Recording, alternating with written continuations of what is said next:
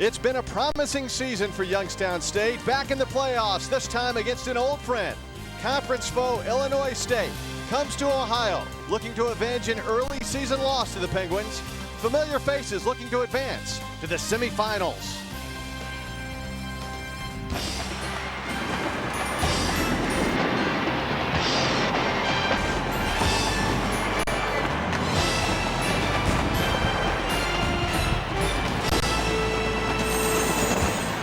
From Youngstown, Ohio, on the campus of Youngstown State University, and tonight at Stambaugh Stadium, it's the Penguins hosting the Redbirds of ISU. They met back on October 28th, and the Penguins dominate that affair in Normal, Illinois. Here's how the bracket shakes out in the NCAA Division I championship. The winner of tonight's game advances to the semifinals against either Montana State or App State. UMass and Montana have already advanced on the lower half of the bracket. Hi everybody, Doug Bell alongside John Congemi, and welcome to Youngstown, Ohio. It's a nippy night, but thank goodness, John, no snow, no rain. The wind has died down. That's the good news. Last week it was actually balmy here in Youngstown, and in that game, the Penguins rallied. Maybe one of the best comebacks they've ever had in their history. Well, I think you're exactly right. They played a great game in the second half and found a way to win the football game, and they did it with defense on a 4th and short. James Madison goes for it, and the Penguins find a way to stop them short, and then from his own end zone, quarterback Tom Zetz hits T.J. Peterson down the field to give the Penguins instant field position, and then Marcus Mason goes inside the 5-yard line for the touchdown, and he's a guy that's going to make his head coach John Haycock very happy with touchdowns and runs like that as they win by 4 points. But Mason on the year, over 1,500 yards and 21 touchdowns, and this is a guy, Doug, that hits the hole hard and fast. He loves to get that low pad level, and he's a one-guy mover. He's going to go north and south once he gets through that line of scrimmage, so he's a guy that has to have a big night for the Penguins. Yeah, Mason a great player, and so is Pierre Rembert of ISU. Now here's a young man who seemingly runs wild against everybody except Youngstown State. Yeah, in his career, only 22 yards against the Penguins. He'll have to reverse that tonight. He's 6th in the NCAA in a season in rushing yards per game, but he's a guy that has 16 touchdowns. He has great experience, but he has had trouble against the Penguins, so he'll have to find a way to take the pressure off that passing game and get those chains running for a senior in maybe his last football game. We're looking forward to it. Again, the wind has died down. That'll help the passing game. It's Illinois State and Youngstown State, both from the Gateway Conference, both looking to advance.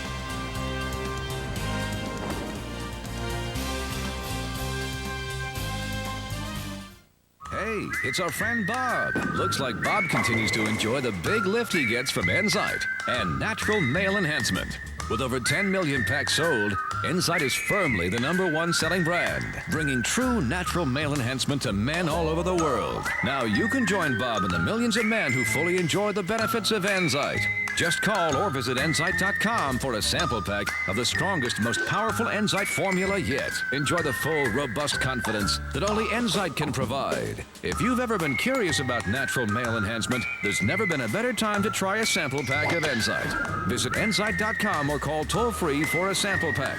Call right now and you'll also get 2 free packs of Enzyte Topical Rush. With an offer this big, it's enough to throw a parade. Sample packs are in stock now and shipped to you within 48 hours. Offer only good while supplies last. Limit 1 per household. Enzyte, the once daily tablet for natural male enhancement. We're back at Stambaugh Stadium in Youngstown, Ohio. And it is chilly. In fact, it's only going to get colder and colder right now. It's 28 degrees. Of course, the folks around here, John Congemi grew up around here. They're used to this kind of weather. The wind only 12 miles per hour coming out of the southwest. That's the good news, because yesterday about this time, it was howling around 50 miles per hour. Last meeting, October 28th in Normal, Illinois, the wind was a factor in that game, and it held the passing game down for Illinois State, and Youngstown dominated, winning 27-13. Now the Penguins won the toss, deferred to the second half. Joe Bishop ready to kick off, and deep for the Redbirds, Jason Horton and Tom Nelson. There's the kick, fielded by Horton at the 7, looks left, has some room, scampers down the sidelines, and he's out of bounds at the 42. What a great return, John Congemi.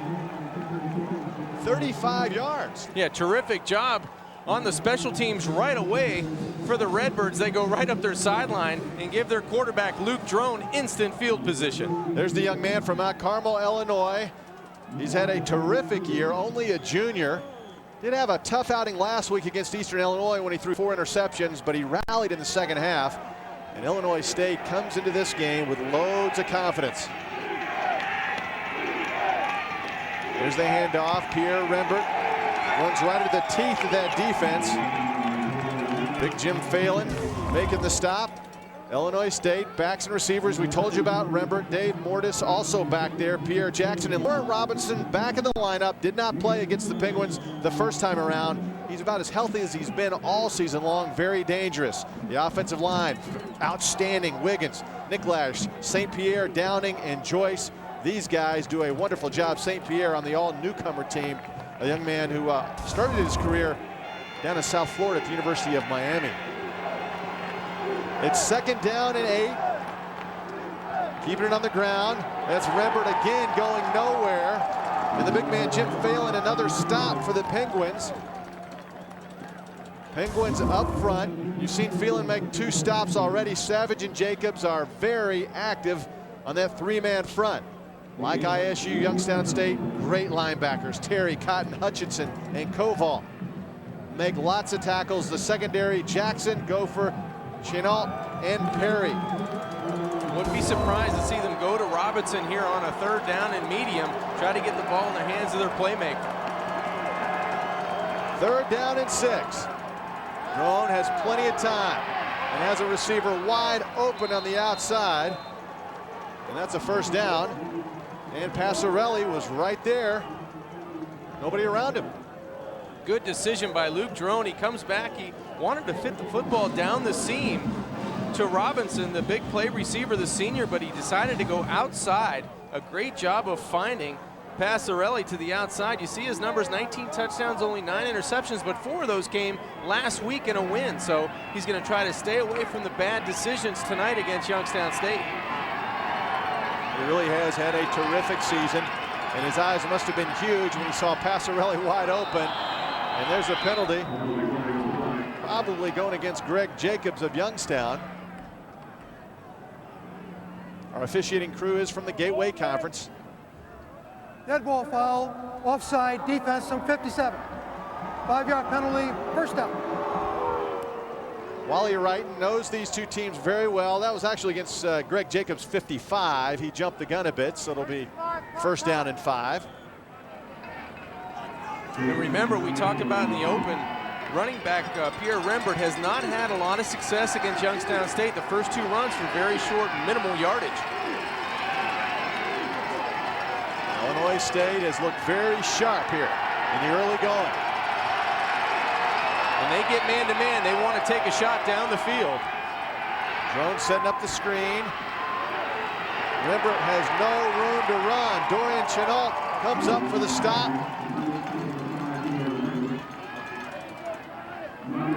Great pursuit by the Penguins defense. Yeah, good job by Youngstown State that time, looking around and staying at home on the screen. The quarterback Drone tries to audible. He had man-to-man coverage down the field. I thought he may try to push this football down, but a great job of pressure by Koval, the linebacker. And then you see the pursuit by Chenault on the outside, and Gopher and Perry. They do a good job coming from inside out for the stop.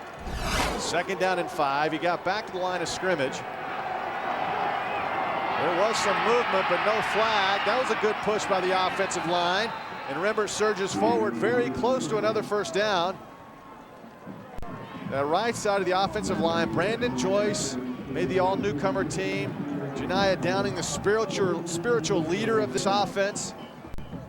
And they pushed it back. They're inspired because they got chewed up a bit. I think so. You know, a couple weeks ago, 4 weeks ago, in fact, YSU went up to Illinois State, and they really put a beating on them defensively. This offensive line did not play well, and they didn't protect the quarterback. They didn't block well for the running game, so they have something to prove up front.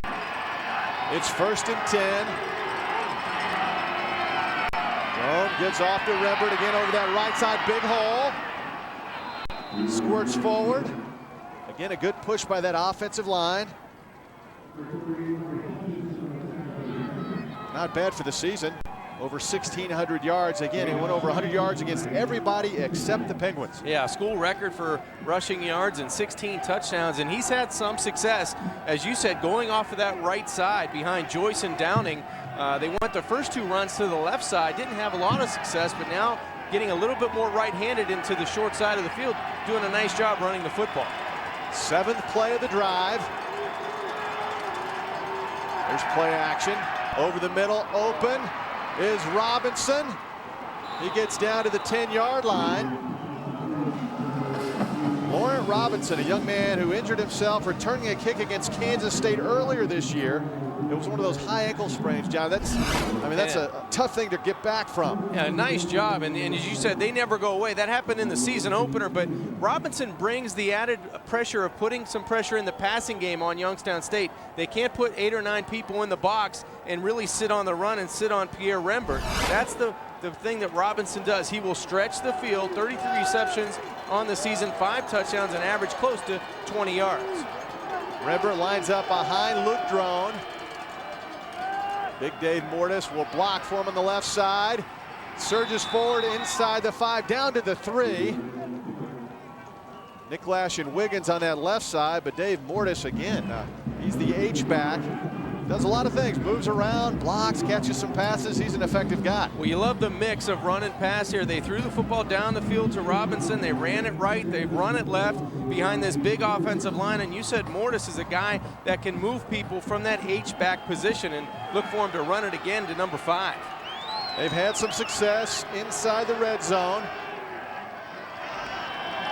Again, into the corner. Robinson goes up and pulls it down. Touchdown, Illinois State. That's impressive. That quiets the crowd, John. Well, that's the way to come up. If you're the visiting team, you come into Youngstown State and you take the first opening drive right down the field. A nice throw by Luke Drone into the corner of the end zone, and that's the athleticism that Robinson brings, the leaper. He's 6'2", over Jackson, who's only 5'10", so they throw it up, give him a chance, and he comes down for 6 points. Kevin Mazer on for the extra point. It's been a trouble spot this season for Illinois State, but that was not a problem. And the Redbirds on top 7-0. Watch this. Again, great blocking, great timing, and what athleticism. Laurent Robinson, touchdown, ISU. Are you struggling to lose weight? Does it seem like no matter what you do, you just can't get rid of excess body fat? It's not your fault. Many of us have simply given up the hope to lose weight. Body fat builds over our midsection on top of the muscle underneath the skin. And over the years, it gets worse. Body fat increases from having kids, stress at work, lack of exercise, and poor diet. The Obesity Research Institute has found the solution. It's called Lipozene. Lipozene is clinically proven to help reduce your body fat and weight. And to raise awareness about this weight loss breakthrough, the company is letting people try Lipozene risk-free for 30 days. In a moment, there will be a toll-free number on the screen that you can call to receive your risk-free trial. In a recent major university double-blind study, not only did participants lose weight, but 78% of each pound that was lost was pure body fat. That's right, nearly all the weight lost is body fat. What's even more amazing is that people were not asked to change their daily lives. It's so easy. Just take Lipozene. That's it. Now you can get Lipozene over the phone direct from the manufacturer. If you're ready to get rid of pounds of body fat, then call the number on your screen right now. Lipozene is worth the price because Lipozene is clinically proven to work. Call now to try Lipozene risk-free for 30 days for only $29.95. Call in the next 10 minutes and we'll double your order and include your shipping absolutely free. This offer will never be available in pharmacies or drugstores. Remember, Lipozene is clinically proven to reduce your body fat and weight, or we'll refund your entire purchase price. Call 1-800-603-7595 to get your free bottle and free shipping with your order of Lipozene. Call 1-800-603-7595. That's 1-800-603-7595. ISU Redbirds pumped up after that drive, yeah. The home folks are back home enjoying that. A 9-play, 58-yard march. Never went backwards, all set up by their great kickoff return. They were looking sharp. Yeah, instant field position, and the guy, Robinson, goes up, leaps over the defensive back for 6. Bobby Kelsey will kick off for the Redbirds. Fielded by Josh Kaysen. About the 17, and he goes out of bounds around the 24. coverage by the Redbirds, and here comes Tom Zetz, young man who was just simply terrific back on October 28th in Normal, Illinois. They installed a little option that ISU had not seen before, and it confused him. Yeah, he ran all over him. He did a great job of moving the football, and they took every opportunity of using his running ability on that day. But last week, threw for a career-high 314 yards, and that was a YSU playoff record, so he can do both run and throw it. Mason lines up behind Zetz. That's Demetrius Eisen in motion. Great blocker. Zetz comes out firing, and that was batted down by Jesse Caesar on the outside. I'm not so sure that wasn't pass interference. Jesse Caesar, watch his right arm against the wide receiver right there. Looks like he pushes off with one hand and bats it down with the other. That might have been PI on the outside, and he gets away with it on first down. There was definitely some contact there, but he's going for the ball. But a little early contact. You see his numbers, 2 interceptions, an aggressive corner. Had a big interception last week for a touchdown against Eastern Illinois. Yeah, this defense has been very opportunistic this season. 17 interceptions from the gun. Zetz with a handoff. Mason over the left side. That was a good push by the left side as we look at the lineups now for the Penguins. Marcus Mason, you know about him. Eisen, a great blocker, a devastating blocker. Peterson, Bell, and Irizarry are a talented tandem of receivers. This offensive line is really good. Walker, Sampson, Jewell, Foster, and Booth. And they open huge holes for Marcus Mason. It's now 3rd down and 3. Mason right up the middle. Boy, ran over the back judge as well. They run that play over and over again. You're right, Doug. The umpire was the only guy that could make the stop on the play. Watch Mason. He eludes the would-be tackler there, Campbell, and then he runs over the umpire and then over a couple more Redbirds to move the chains for the Penguins. Good, tough inside running. And that's what I talked about in the open, the north-south running. He's a one-cut runner. Once he gets going north and south, he has such a low pad level that he makes people bounce off of him in the middle of the field. Yeah, you saw John Foster, the left guard, pull around that time. He will alternate with Sampson at right guard. It's not the dive play, it's the Dave play. That's right. And they've run it over 300 times this season. Here's the reverse. Big yardage. Josh Kaysen down at the 32-yard line. That caught ISU off balance, to say the least. 22-yard pickup. What a terrific block on the outside by the center, Ryan Jewell. He'll be out by himself to the outside, and he just lays a devastating open field block that springs his running back. Terrific job, or the Josh Kaysen on the outside, but a great block by Ryan Jewell that springs the YSU big run. So it's 1st and 10. Keeping it on the ground. Mason runs right into Niall Campbell. Illinois State's defense, they are fun to watch. All these guys, even the big guys up front, can run. Tate, Martindale, Thomas, and Stevenson. And then the linebackers are really special. All over 100 tackles this season. Siskowick, Campbell, and Stewart. Really good, arguably the best tandem in the nation. Caesar, Nelson, Temple, and Cottrell make up a very talented and a very active secondary. It's 2nd down and 7. Mason with a great sidestep. Dodges one with a burst, another 1st down. So far, the game has been dominated by the offensive line. On both sides. No, you're right. They've really done a great job of moving people in space and then making people miss. Justin Martindale, the defensive tackle for the Redbirds, had a chance to get Marcus Mason, but watch the elusive speed. The first step to his left, and then the quarterback, Tom Zetz, out in front trying to throw a block as well. 11 rushes for 33 yards so far for Mason. 1st and 10. Just inside the 20. Mason looking left. Illinois State does a great job of swinging him out. James Stevenson was in there. He was pumped up after a great play.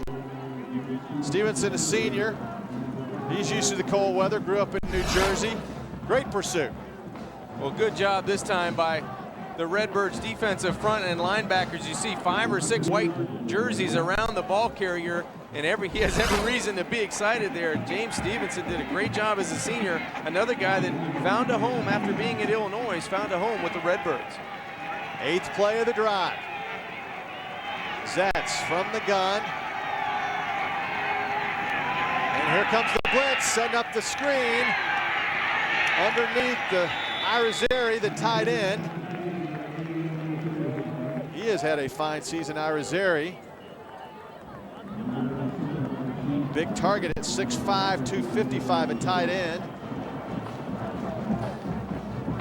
A man who started his career at Ohio State with Jim Tressel, ran into some off-field troubles, and came back. His parents called the coaching staff here, and he's working out well this season for the Penguins. There you see red zone numbers for the Penguins.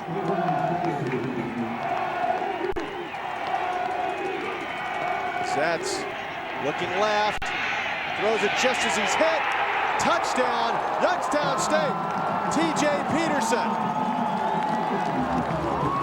What a rifle. That's a big time throw because Tom Zetz was going to get hit as soon as he delivered that football. And this is great concentration and great poise and character by the quarterback. Throws it right over the shoulder of Jesse Caesar into the arms of his wideout. Just a terrific catch by Peterson, but great concentration by the quarterback, Tom Zetz. That was a 17-yard connection. The extra point now by Brian Palmer is good, and we're all tied up. Not a lot of defense here in this NCAA Division I football championship quarterfinal. Zetz with a rifle.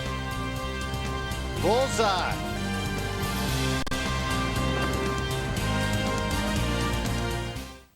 This is the 1AA quarterfinal playoffs between Youngstown State and Illinois State. Brought to you live from Stambaugh Stadium on MyYTV by these sponsors: Greenwood Chevrolet Hummer, Andrew Cycles, Bellaria Pizza, Beatrice Harshman, and Stadium GM. It's YSU versus Illinois State, live on MyYTV. See you at 10. See 33 News at 10 p.m. every night of the week on MyYTV. Broadcast live from our brand new studio in downtown Youngstown. See you at 10. We'll begin every newscast with 10 at 10. 10 minutes of all the local news, weather, and sports you need before going to bed. See you at 10. Plus, we'll have the only local business report in the Valley along with the day's good questions. See you at 10. 33 News at 10 p.m. every night on MyYTV. See you at 10.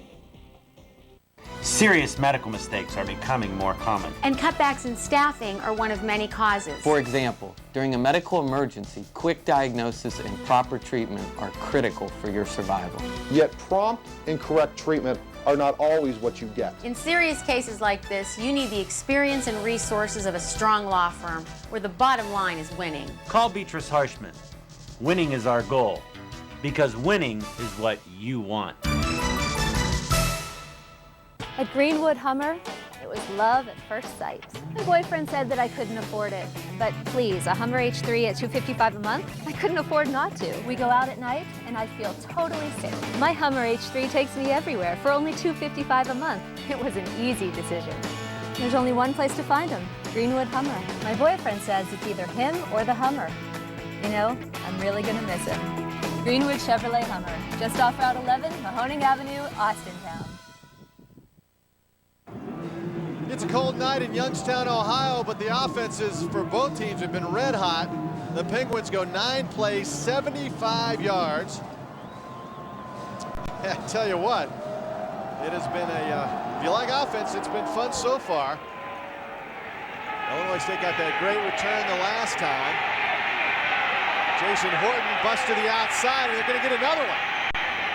He shifts into 5th gear, and he's in Penguins territory, out of bounds at the 47. Wow.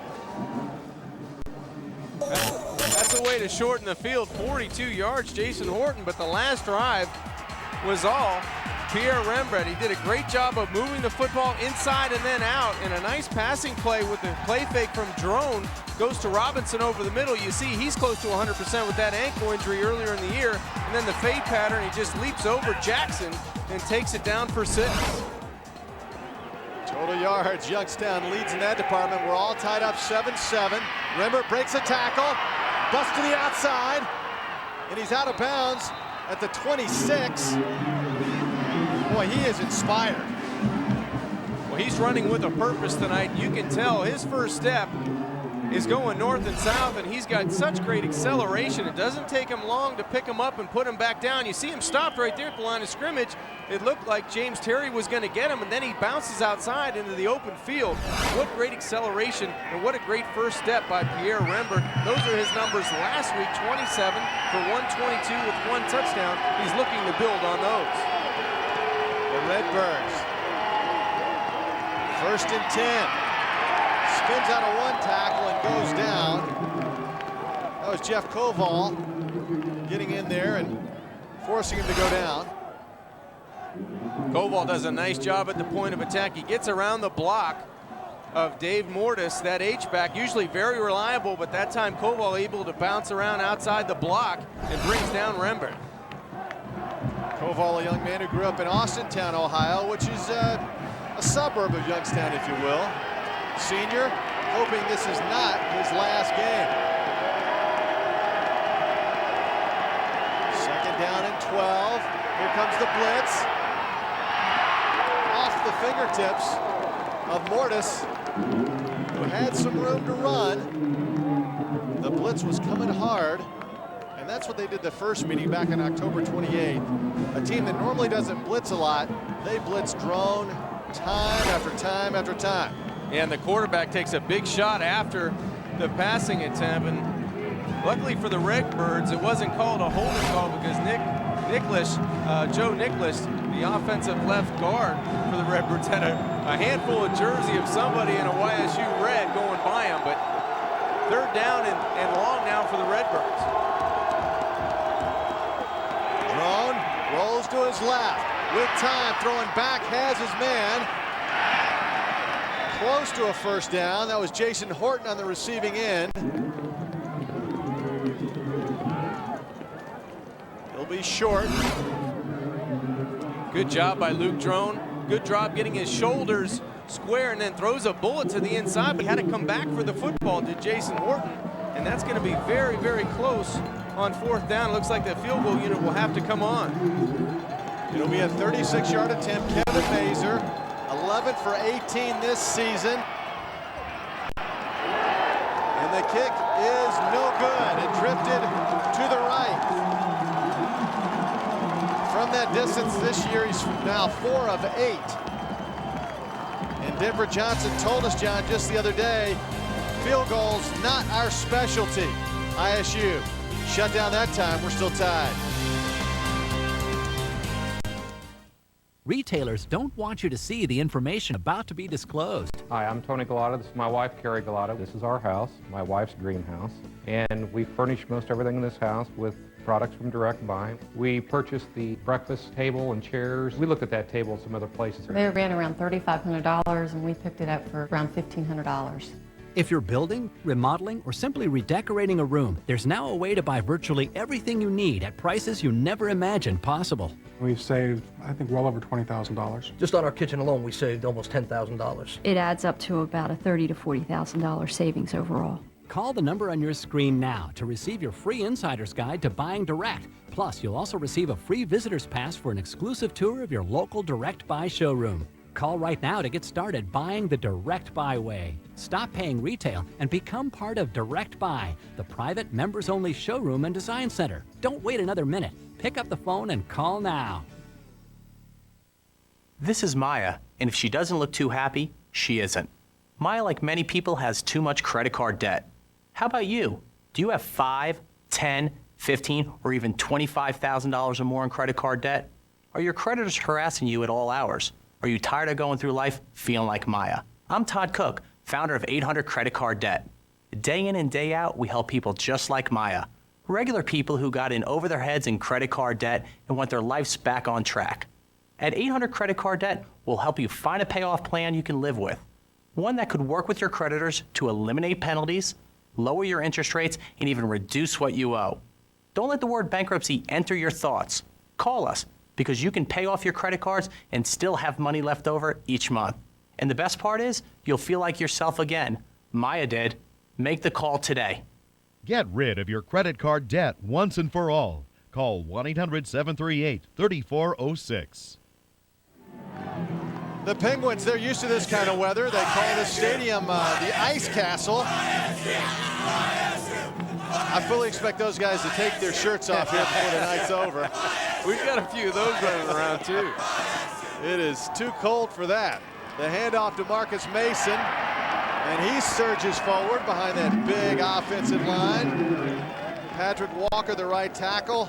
All conference has had just a great year. We're live in Youngstown, Ohio, Stambaugh Stadium, home of the Penguins. They've won 4 national championships when Jim Tressel was the coach. Doug Bell, along with former Pitt Panthers quarterback John Kangemi, who grew up in this neck of the woods. I don't remember it being this cold. Illinois State wearing the road white. Penguins in those red jerseys, and their quarterback Tom Zetz wears that unusual number 24. Mason, boy, you can hear the popping from up here. Gets close to a first down. Some of those linemen without sleeves on, how do they do it, John, when it's 27 degrees and dropping? No one said that they were the sharpest tool in the shed. And they do a good job out in front. But wow, they grow up. A lot of these kids grow up in these areas, and they're used to playing in cold weather. But it's one of those days, or one of those nights tonight, that it's very crisp outside and very cool. And some guys may be a little bit cooler, and some guys may think it's a little bit warmer. But it's pretty cool outside tonight. But those guys are playing for a championship. The 22 guys out there, so they have a purpose in what they're doing. Mason again, running right up the gut on first down. Ryan Jewell is the center, a senior. I mean, that's the Penguins game, just running right at you. Bring the sledgehammer. 8 rushes for 51 yards for Marcus Mason, and they're going right at the Redbird defense. You have to credit this offensive line. They did a good job 4 weeks ago providing running room not only for Mason but for Tom Zetz, the quarterback. Now it's more of Marcus Mason, the running back, carrying the load on the ground. It's been a fast first quarter. Second down and 2. The fullback with a rare carry, Demetrius Eisen. And he might have gotten enough for a first down. There looks like they're going to move the chains forward, and yes, he doesn't carry it much. He's a blocker. And like you might expect, he's a fanatic in the weight room, likes to sling the iron around. And like fullbacks, he's just crazy. He just loves contact. He does love contact, but he has also 11 catches on the year for 123 yards, so he's not afraid to go out and catch the football as well. So it's 1st and 10. Penguins keep it on the ground, but there's the play action fake. Oh, that was almost intercepted on the outside. Leon Cottrell was out there. James Temple, that's Temple, almost had his 4th interception. Yeah, only the 4th passing attempt by YSU tonight, but that was a good opportunity. I like the play call for getting a chance to move it downfield. A good break on the football on the outside by James Temple. Almost had that interception. Cottrell on the outside has a good break on the football, and there you see Temple's numbers. Temple's had a great year. Cottrell only 5'9", at least that's what they list him as, and the coaching staff thinks that might be where they try to pick on him. Hey, that went nowhere. Jesse Caesar coming up and just wrapped up Zetz and threw him down.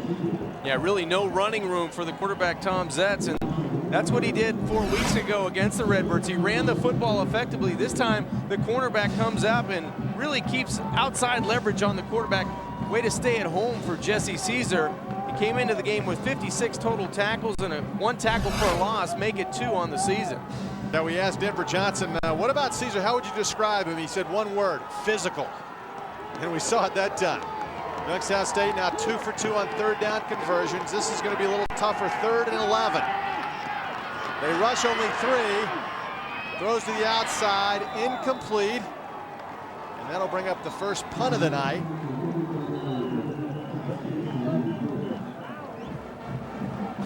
And that's the end of the first quarter. A quick first quarter it was. As you look at Big Denver Johnson, finally put a coat on.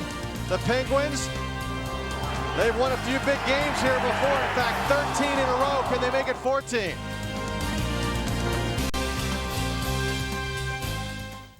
What are you being charged for internet service? I don't know, maybe $24?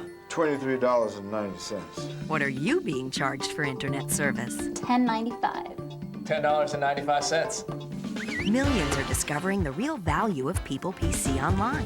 Go to peoplepc.com now to try us free for 30 days. You get unlimited internet access for only $10.95 a month. People PC Online has a smart dialer with more local access numbers than AOL for faster, more reliable connections. You even get security tools to help protect you from spam, pop-ups, and email viruses. And you can continue to use your favorite instant messenger. Compare us side by side with your current ISP. Go to peoplepc.com and start saving today.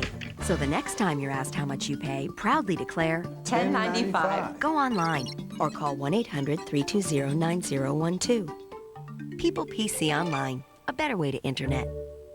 Great hitters are made, not born. Derek Jeter here for Zip and Hit Pro, the great new hitting trainer that's guaranteed to improve your swing and make you a better hitter. Zip and Hit Pro allows you to take batting practice almost anywhere. The batter attaches Zip and Hit Pro's anchor end to a pole, tree, or fence and sets it to the desired height. The pitcher pulls the durable nylon cord tight, and then it's just zip and hit. Great hitters have to be able to hit all kinds of pitches. Zip and Hit Pro delivers fastballs, changeups, curves, and sliders at speeds up to 65 miles an hour. Plus, it teaches the top half hitting technique that gets you hits. You get a perfect pitch every time with Zip and Hit Pro, so you can quickly perfect your swing in every part of the strike zone. Zip and Hit Pro is cool and really improved my batting average. It's great for softball, too. It got rid of my chop and uppercut swings. Zip and Hit Pro is fun and a great way to spend time together.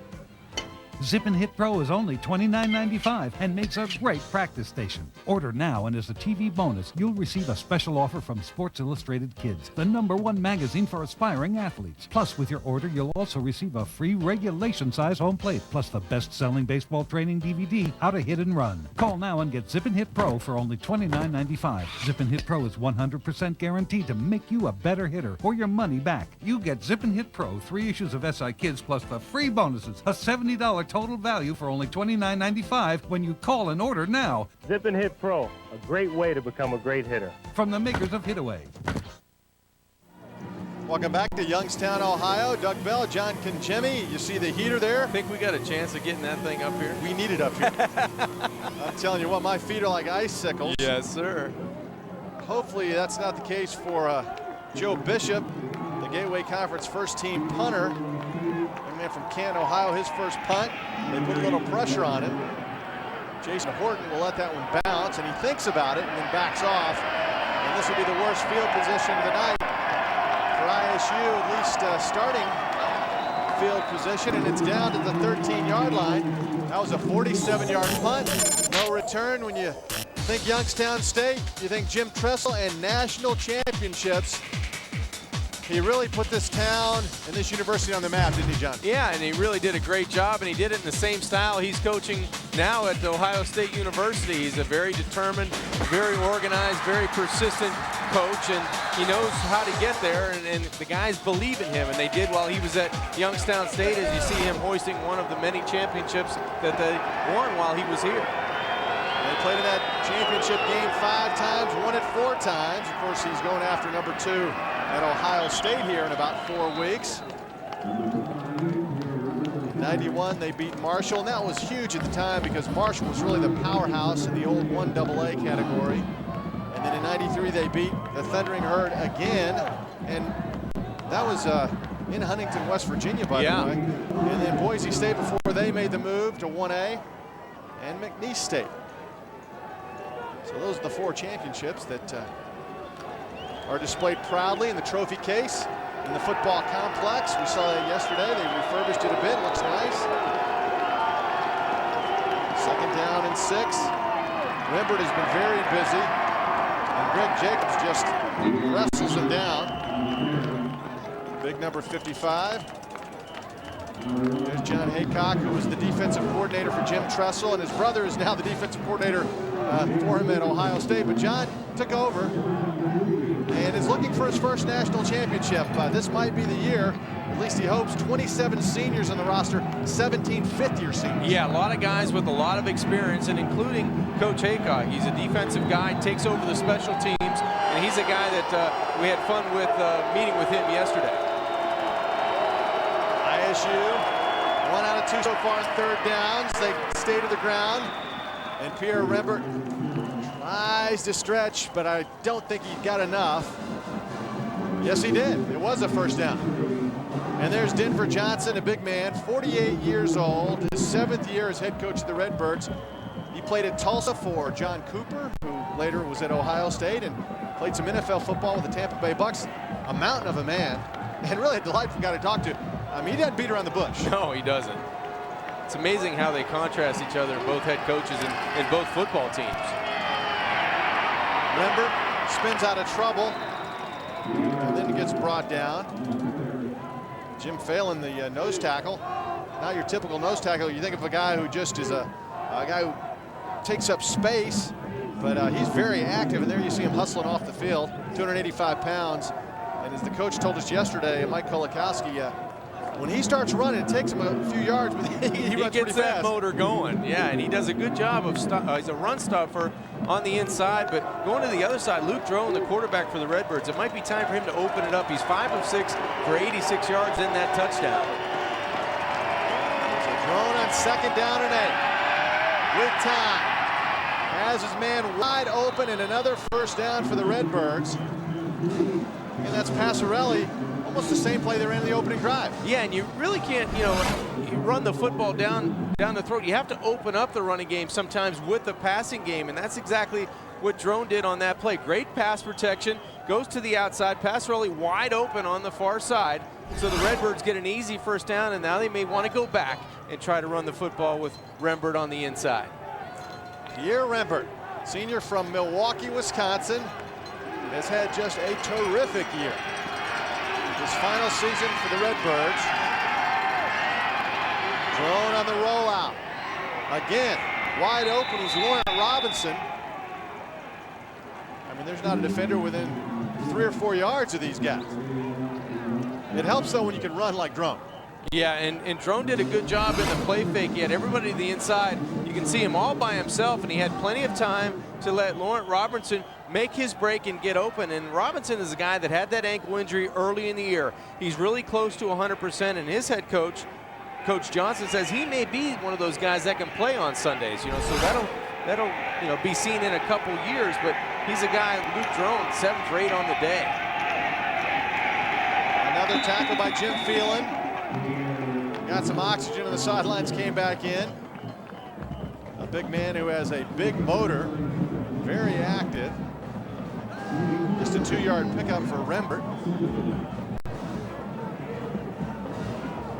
There you see Mike Kolakowski, the defensive coordinator, has a sock hat on.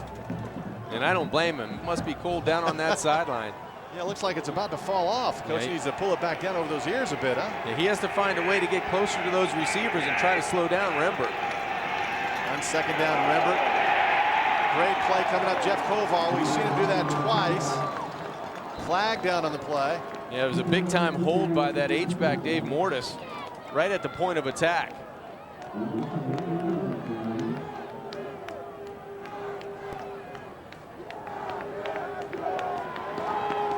We'll get the call now from our Gateway Conference referee, Wally Wrighton, talking it over.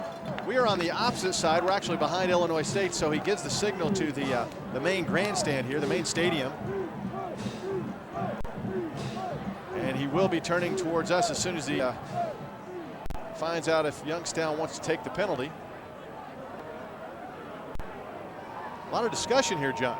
Yeah, it was just a holding call, and I think that Coach Haycock on the Youngstown State sideline trying to communicate to his players. Holding on the offense, number 83. Penalty is declined. It's 3rd down. All right. It'll bring up 3rd down. Yeah, the hold was right at the point of attack. It looked like Pierre Rembert was going to try to bounce it to the inside, but there's the hold by Mortis on the backside of Jeff Koval. Good wrestling move. There's our press box. It's almost like an ice box. I feel like we're in a refrigerator up here. I thought you were going to say ice box first and then press box second. It's third down. Here comes the blitz, and they do a good job picking it up. Dangerous pass is picked off on the outside. Cordero Jackson, his 4th interception of the season.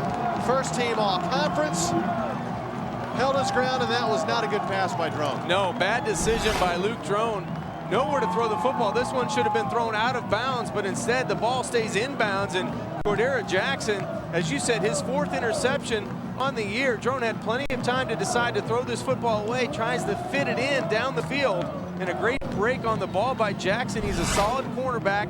He's a JC guy that found a home in Youngstown State, and I'm sure that head coach John Haycock's glad he's here. Tom Zetz back at quarterback, again wearing number 24. An unusual number for a quarterback. Gives off to Marcus Mason, who goes over the right side. Siskowick was there to wrestle him down from behind. You see Drone on the sidelines. Marcus Mason has been very busy tonight. When you talk about the number in 24 for Tom Zetz, his dad and his uncle had played quarterback and were very successful. And as a freshman, when he came here, he wore number 6, broke his collarbone. He said, no, forget about it. Give me 24. And his career's gone onward and upward since then. Yeah, no question. His dad and uncle both wore 24, by the way. And there's Ice in the fullback. Getting close to a first down, and I think he got enough. They'll check the spot, and there it is, first down for the Penguins.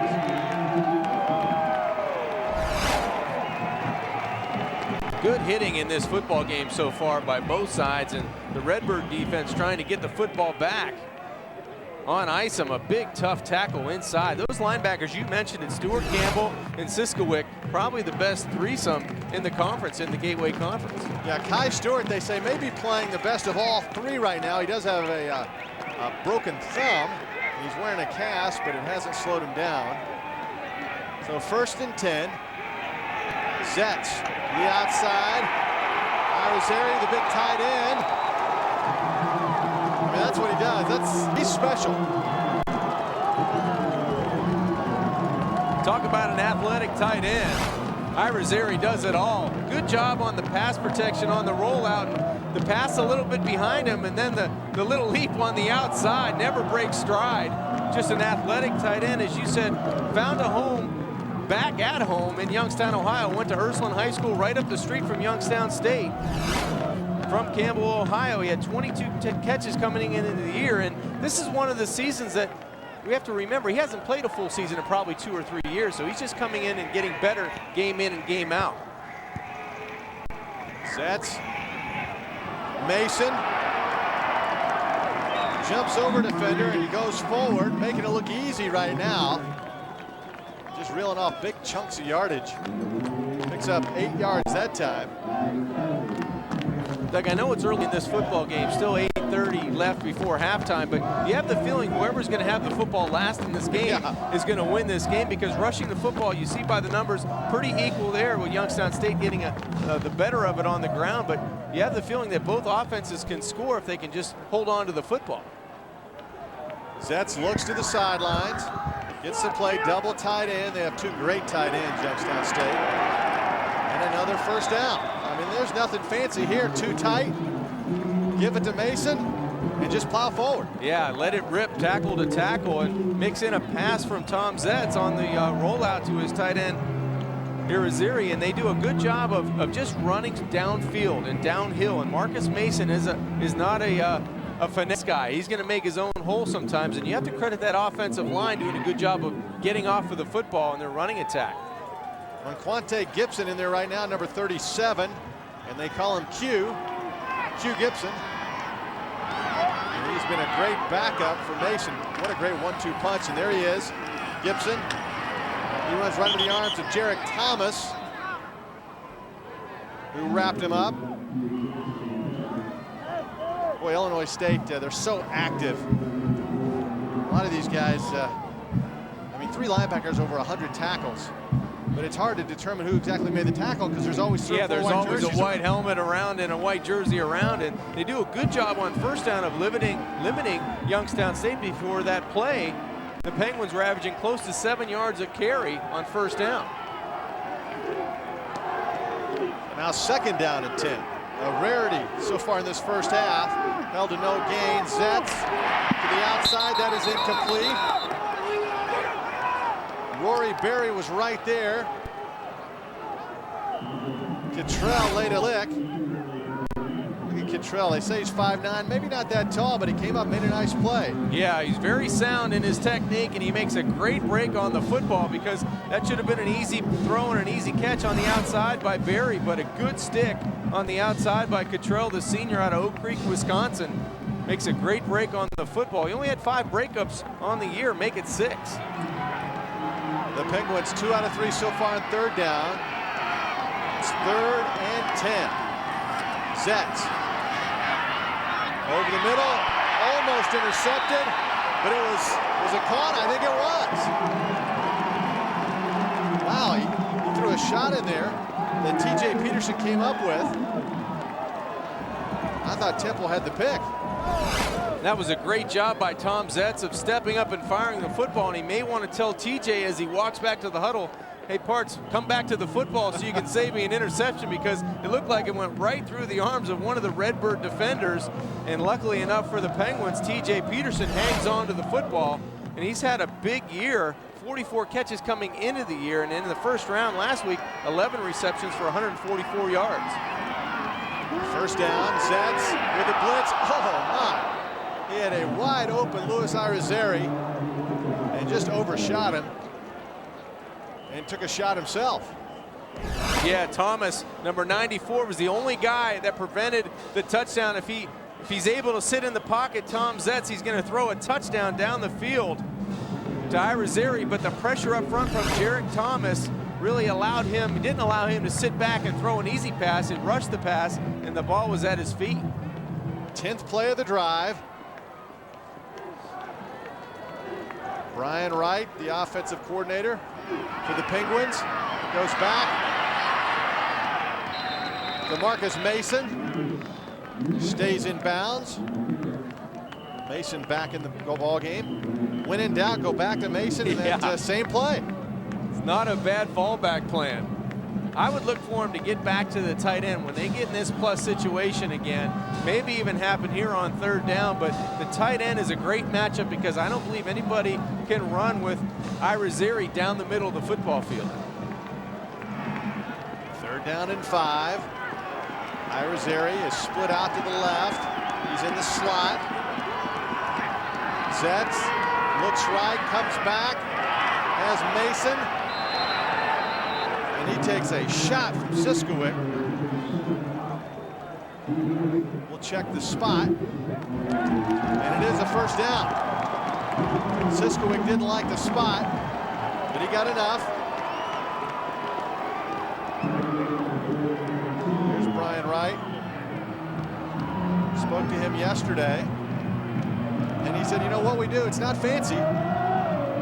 We call that one play over 300 times this year, the Dave formation, where the guard comes around, a little zone blocking. That's what we do.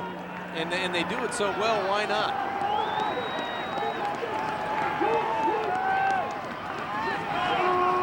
That's Mason looking for running room, and he goes nowhere. Great pursuit by the Redbirds defense.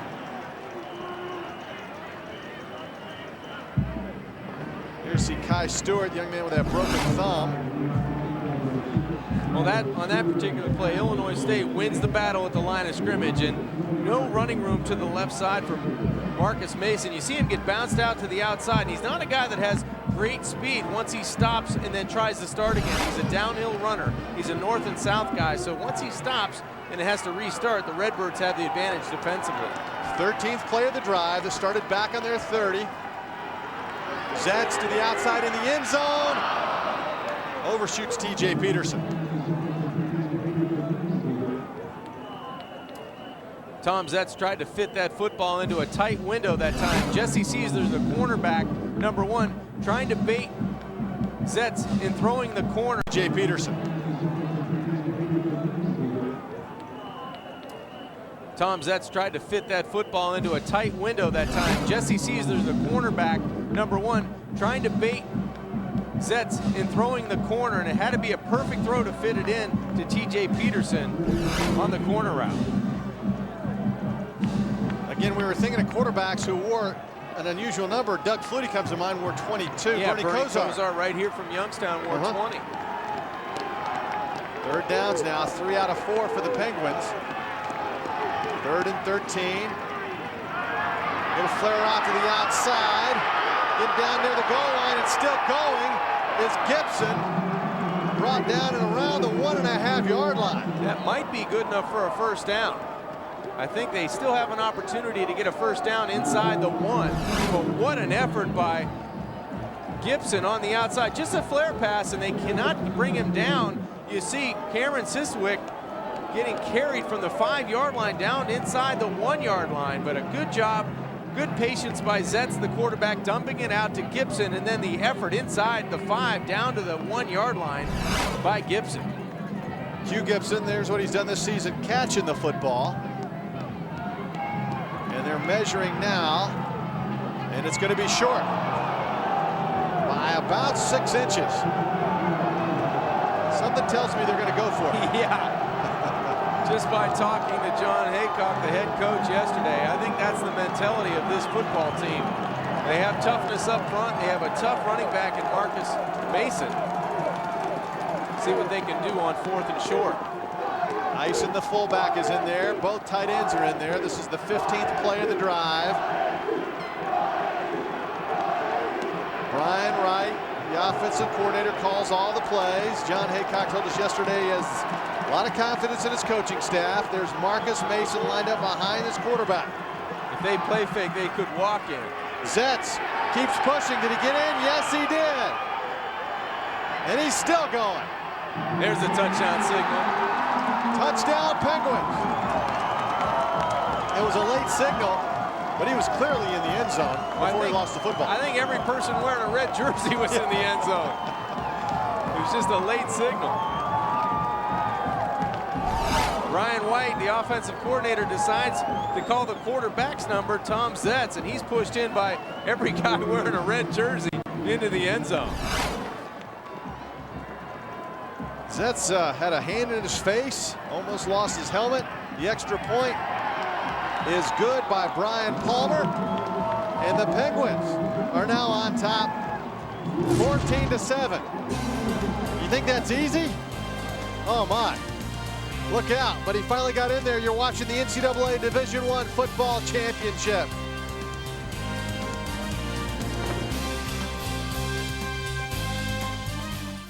Red tag sales underway at Stadium. You got to drive to Stadium right now. Buick Rendezvous. We have 100 in stock, $170 a month. Leave your wallet at home, 0 down. How about a Chevy Trailblazer 07, $194 a month, 0 down. Leave your money at home. Or how about a Pontiac G6, $194 a month, 0 down. The best deals are at Stadium. Where are you going to buy your next car? We sell taste one bite at a time at Belleria. The team at Belleria would like to say congratulations to YSU on another Gateway Championship and to Coach John Haycock on being named Coach of the Year for a 2nd straight season. Go Penguins! We sell taste one bite at a time at Belleria. Serious medical mistakes are becoming more common. And cutbacks in staffing are one of many causes. For example, surgical mistakes.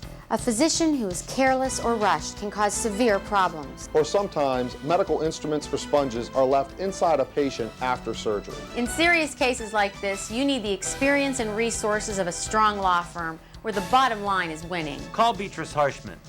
Winning is our goal, because winning is what you want. Be a part of the winning team at Greenwood Chevrolet. We go the extra yard to make sure you're satisfied. We pass our volume discounts on to you so you get the best deal possible. Like this 07 Trailblazer GMS lease as low as $168 a month, or a Silverado as low as $184 a month. You'll score big every time with the best selection, best service, and always the best deals. So come on in and get your Chevy before someone else does. Greenwood Chevrolet Hummer, just off Route 11, Mahoning Avenue, Austintown. It has been a fast game, and these fans are excited because the Penguins are ahead and because they don't have to stay out in the cold for that much longer. The game keeps going at this rate. There it was, 15 plays, 70 yards. Yeah, 8 rushes, 7 passes. They ate up 6 minutes and 1 second on the clock. Joe Bishop will kick off again for the Penguins. Jason Horton, Tom Nelson are deep. And so far, this has been a positive for ISU. Can they do it again? Great coverage that time. The Penguins said no. They wanted no part of another kickoff return. So Tom Froelich, a senior linebacker, comes out of nowhere. Tells Tom Nelson, not this time. You're starting deep in your own territory.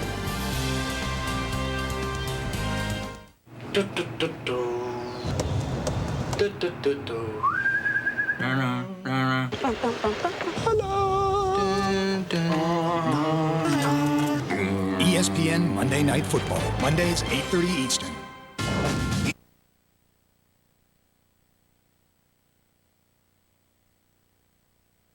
The red cable. It's underway, but you got to get to stadium right away. All the cars are marked with red tags. $213 a month, 0 down. You get an 07 GMC Envoy, no money down. How about this? 0 down, 07 Chevy Impala, $222 a month. Or 0 money down, a Chevy Silverado extended cab truck, $234 a month. The best deals are in Salem.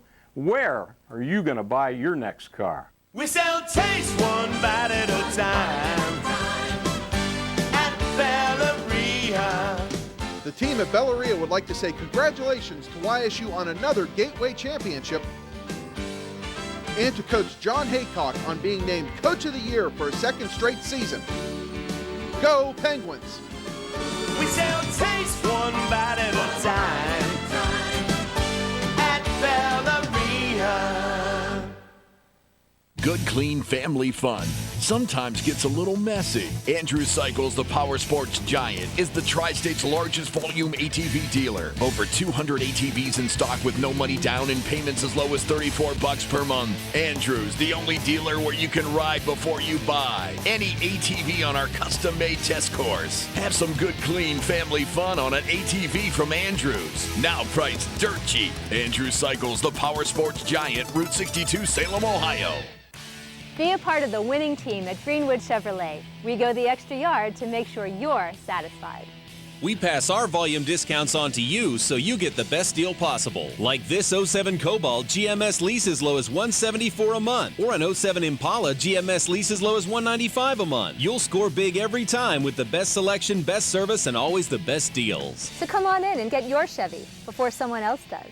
Greenwood Chevrolet Hummer, just off Route 11, Mahoning Avenue, Austintown. Youngstown's 47, last two, the 12, and now the 18. Down 14-7. Drone. Goes off to Raphael Rice, his first carry. Big gainer. Still going and run out of bounds at the 46-yard line. Raphael Rice, where have you been? 28-yard pickup. What a change-up. First you get a dose of Pierre Rembert, and now Raphael Rice, the junior from California, just springs it off the left-hand side. Just an explosive run with his first attempt of the evening. Gets pushed out of bounds by Goffer on the YSU sideline, but a big run. There's his season numbers, 6 touchdowns and an average of 5.1 yards. Yeah, he'll be the marquee back next season. We'll play action fake. Again, open is Laurent Robinson, his third grab. One of the catches was for a touchdown. And Again, the coaching staff says Robinson still isn't 100%, but he's close. Looks pretty good tonight. Yeah, I think so. It's pretty obvious that the YSU secondary cannot hang with the receivers of the Redbirds, especially Laurent Robinson, wide open on the YSU bench. A little move to get him a couple more yards, but just a great route and a great route runner in and out of that very quickly. 82 yards shy of 3,000 for his career. Raphael Rice going forward behind that left side, behind Wiggins and Nicklash. Rice from California, Los Alamitos, California, will clearly be the guy next year. Yeah, and as you said, to your point, he will be the guy next year. Very great build on him, 5'11", 220, but he could be Rembert's equal this year. But head coach Denver Johnson likes riding that horse that got him here, and that's number 5, Rembert. But Raphael Rice is a great running back in his own regard. You see Denver Johnson doing his Mike Ditka impersonation, chomping on that gum. Set up the screen. Oh boy, that got blown up. Coming up out of nowhere is Marty Hutchinson to make the stop, leading tackler on the team. First team all Gateway Conference. Yeah, one of those seniors on this team from Newton Falls, Ohio. He smelled out the screen perfectly, and it wasn't a well-designed or well-conceived screen. It was strung out to the right side, and Marty Hutchinson comes up and makes a great open field tackle. Illinois State, another third down situation. They're 2 out of 4 for the season. 50%, which is outstanding at this stage of the game. Yes, it is. Third down and 11. They better hurry. They just got the play off. Here comes the blitz. Has a man. It's a first down. And he gets chopped down at the 12. That's Pierre Jackson. He's the bookend for Laurent Robinson. His first grab tonight. Well, that's a great pair of receivers. Terrific pair of receivers, and what a job by Luke Drone showing his athleticism. He gets out of the pocket and still keeps his eyes and head down the football field. Finds Pierre Jackson. They call him Jelly. Well, he made himself look like Jelly getting inside of the YSU secondary, but a great job by Drone buying himself some time and then finding a receiver down the field. 23 yards on that pass play. Back to the Hoss, Pierre Rembert. He fights his way down to the 7-yard line. Rembert at 6 feet, 220 pounds. He is a big back. Yeah, they bring the Stallion back into the football game inside the 15-yard line, and this is a chance for the Redbird offensive line to really take charge of this football game. They have to win the battles up front and give a little crease to Pierre Rembert, and he'll be able to make it into 6 points. Rembert says his favorite restaurant is McDonald's. As you look at the last meeting, only 11 yards on 14 carries, and tonight 5.6 per carry. Hey, John, he eats a Big Mac 5 times a week. How do you do that and stay that skinny? Well, I know if I did that, you wouldn't be able to fit me into this igloo box we're broadcasting out of, that's for sure. We'll check the flag down. Illegal formation, only 6 men on the line of scrimmage. 5-yard penalty, repeat first down. That hurts, down in the red zone. That sets him back. And you hear the coaches, great audio on the sidelines. Denver Johnson, Justin Fuente, his offensive coordinator, are really barking at the guys. Well, this is such a closely contested game. Little errors like that, penalties really hurt your opportunities. And the time is ticking away. That's why the coaching staff wants him to pick it up a bit. The draw play. Rembert run out of bounds. Number of Penguins defenders. Chris Goffler was there as well. Coming up at halftime, the college football scoreboard. We'll have a Heisman Trophy preview. In fact, John will pick his winner of the Heisman Trophy. Of course, you didn't go out on a limb. I went way out on the limb. I was just going to say, Doug. I almost broke off when I was out there. I mean, where we are in Ohio, you almost had to go with Troy. I wanted to get home tonight. That's right. Of course, I don't want to give it away. Did I give it away? No. Okay. That's it. All right. It's a little tease. There you go. We're under a minute to play. 2nd down and 14.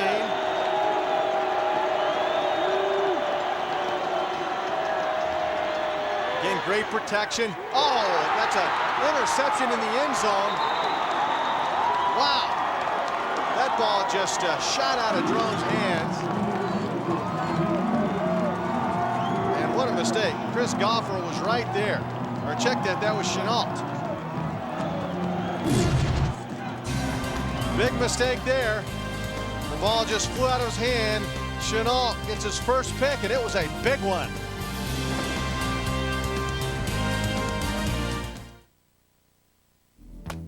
Two-man batting trainers are great, but what do you do when you don't have a practice partner? Introducing the Skills Hurricane, the professional-grade solo batting trainer for batters of all ages. Hi, I'm Derek Jeter. The Hurricane is the ultimate swing trainer for anyone who's serious about their game. It works for me, and it'll work for you. Try it and see for yourself. Pro, high school, and college teams have used the Hurricane for years. Now it's available to you as a home self-trainer. Practice virtually anywhere you can swing a bat. The Hurricane provides instant feedback on your swing to teach proper mechanics, and that means more hits when you play. The Hurricane's unique multi-twist design shows you how well you're hitting. More turns means more solid and powerful ball contact. And the Hurricane's versatile design lets you use it as a stationary tee or dynamic moving target. Use the Hurricane just 3 days a week for 20 minutes, and you'll start seeing a difference in your bat speed and power. The Hurricane is easy to use. There are quick adjustments to suit batters of all ages, sizes, and abilities. It's heavy duty. You can practice inside or out. And it's perfect for both baseball and softball practice. Coordination, timing, power. The Hurricane will change how you play and make you a better hitter. Guaranteed. Call now to order the Hurricane, and we'll include this sturdy storage transport bag and official size home plate free. To add to the convenience of ordering by phone, we'll also include free shipping and handling. Order now, and as a TV bonus, you will receive a special offer from Sports Illustrated Kids, the #1 magazine for aspiring athletes. Plus, for a limited time only, we'll also include Derek Jeter's top 10 tips to becoming a better batter free. The Hurricane really improved my son's confidence and skills, and it helped him make his first All-Star team. If you want to hit your best and realize your dreams, I recommend you get the Hurricane today. Don't miss out on this extraordinary special TV offer. Call now. We're back, and there's Luke Drone. What happened, John? Well, he had some pressure up the middle. Marty Hutchinson comes from his backside, may have felt the pressure around his waist, and he wanted to throw the football down, but it gets away from him. And on a night like tonight with the cold weather, it's really crisp outside. You know, you try to squeeze it hard, that ball comes out high and hot. And, you know, two turnovers, 2 interceptions, couple that with last week's 4 interception afternoon, but they still had the victory. You know, come back and there was a penalty that set him back as well in that series. Well, it's going to be difficult. There's right up the middle the fullback, Demetrius Eisen. And he gets another first down. But they'll eat up the clock here. They get the ball to start the third quarter. You know, with the new rule change and the new clock strategy and the way they run the football, if you get too far behind Youngstown, it's tough to come back. You don't get many opportunities. You're right, and especially if the Penguins come out and put one in the end zone and go up 21-7 to start the third quarter. Go ahead, Jim. It'll be a challenge to the Redbirds defensively, you know, to try to stop the running attack of Marcus Mason and try to get a turnover in its own right. And there's Mason, and that ends the first half. And the crowd braving the cold temperatures on their feet. Check this out. A lot of hard hits, some missed opportunities, with the Penguins on top, 14-7.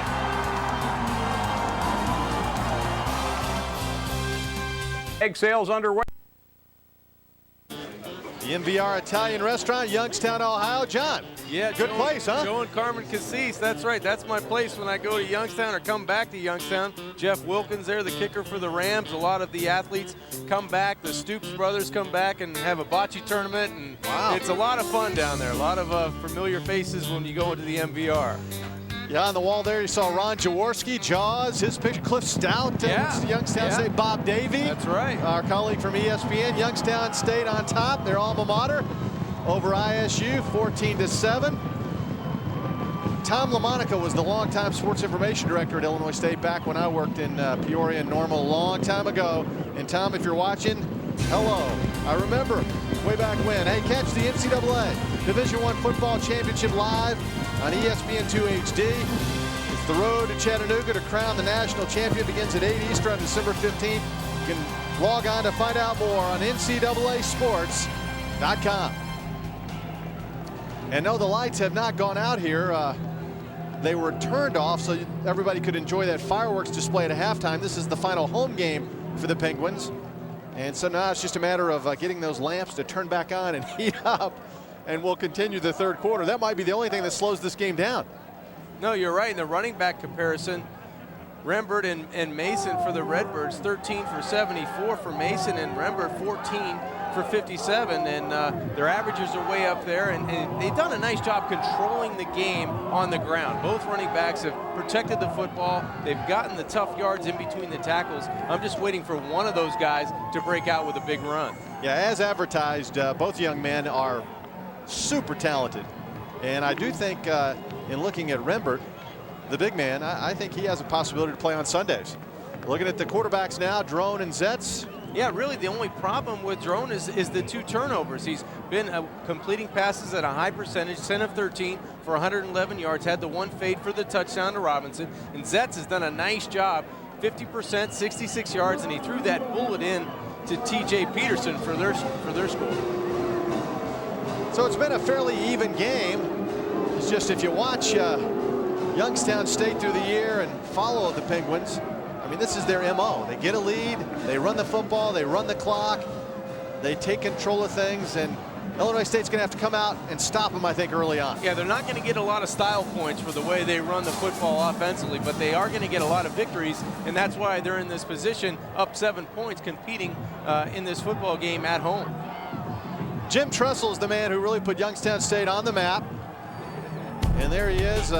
He wore the sweater vest at Youngstown State before he went to Ohio State. In fact, he was the athletic director as well as head football coach. Played in the national title game 5 times, won it 4 times. Some pretty impressive numbers, John. Yeah, really impressive, and it's even more impressive when you meet Jim Tressel and you get to know him and sit down and talk with him. He's a very impressive coach when you're in his presence. He always says the right things, and it seems like his players genuinely like him and want to play for him. So, you know, the 6 championship game appearances for Youngstown State and his record at Ohio State speaks for themselves. Yeah, what is that against Michigan? 4-1, I believe. I believe it's 4-1 right now, yeah. Yeah, Coach Tressel was in town on Monday for a recruiting trip and actually came over here to talk to Coach Haycock, and he had the coach address the team. So Coach Tressel talked to the Penguins on Monday, got them revved up for the game. Somebody's going to have to talk to the guy that's in charge of the lights and turn them back on, because we're in the dark right now. But the Penguin history, 13-1 record at home in playoff games and 13 straight victories. This is a very imposing place to come in and play if you're the visiting team, because you know the way the Penguins play offense, they just beat you up offensively, and defensively they do enough, you know, to keep their offense on the field. Well, again, if you just joined us at halftime, they had a beautiful display. The band came out and played some great music, and then they turned the lights off on this side of the stadium so they could have a big fireworks display. This is the final home game of the year. Regardless of what happened, they knew this was the last home game, but unfortunately they haven't been able to get the lights to go back on. So the players now are just trying to get loose and stay loose in this bitter cold temperature, and we're waiting the lights to come back on. It might have been better off kind of staying in the locker room and stretching in there and coming out, you know, in another 5 or 10 minutes, and you can see the frustration on the coaches' faces there. Denver Johnson on one sideline there for the Redbirds, trying to keep his team loose, and I know he's putting a smile on the outside, but inside he's got to be frustrated. He probably wants to get this thing going. Hey, the Army ROTC just let their cannon off, and boy, was it loud. Maybe they were trying to jumpstart the lights. Yeah, kind of jostle things with the lights. So the Redbirds and Penguins are waiting for the lights to come back on, but right now it is just too dark to play. One side of lights are on. The side that we're on, it's still dark. And And they, from what we understand, they're working feverishly to try to trip the switch and get them to come back on. And there's the ice box where we are. And there's room for 4 of us. And there's room for no more. No. That's about it. You know what? We did get a hot chocolate. Thanks whoever got the hot chocolate for us. That was nice. If we can get to a commercial, maybe we can get to it pretty soon. There it is, Wow. 3:24 left. The Bruins on top of USC. Unbelievable. See, I felt that USC, after watching them play Notre Dame, that they were going to just go into that game and really run over UCLA. But UCLA had a different idea about that football game. No question. The Gators now on top, 17-7 in the second quarter. That's at the Georgia Dome in Atlanta. That's the oldest of all the championship games, the Southeastern Conference. They started back in 1992 when Alabama beat Florida at Legion Field in Birmingham. I was amazed that, Wake Forest and Georgia Tech, talking about championships games for the ACC, those two teams, with all the hype with, the other teams that are in that conference, you had BC really going off and having a good year but can't get there. Virginia Tech having a good year but can't get there. And that's not even mentioning Miami and Florida State. You have those two teams that come into the ACC. It really speaks well for those two universities. Yeah, probably the best team. That's a good sign. See, we keep talking, they'll come on. It takes a while for them to warm up. The best team in the ACC right now, not taking anything away from Wake Forest, is probably Virginia Tech. Yeah. They had a couple of tough losses early and really got things together here at the end of the season. But Jim Grobe now in Wake Forest, that's only their second ACC title ever. I mean, isn't that amazing? It is. I believe 1970. Yeah, 36 years ago. And they're back, and now Grobe's name continues to be mentioned for the Alabama opening. And he says he's very happy at Wake Forest. And I'm sure after leading them to a BCS game, they'll have some money to bump up his salary. I would think so. I would think he'd have no trouble going to his athletic director and getting anything he wants right now. So the lights are coming back on. You see the crowd reacting. It was an incredibly fast first half. I mean, we just breezed through that first half, and the only thing that slowed us down is the light fixtures. That side's been on all the time. It's the side that we're on, and we had nothing to do with it. We have not plugged in any heaters or anything. We didn't affect the lights. Although I wish we could have been responsible. I wish we had. It is chilly. All right, deep for Youngstown State is Josh Cason. He's hopping around. And Bobby Kelsey will kick off for Illinois State.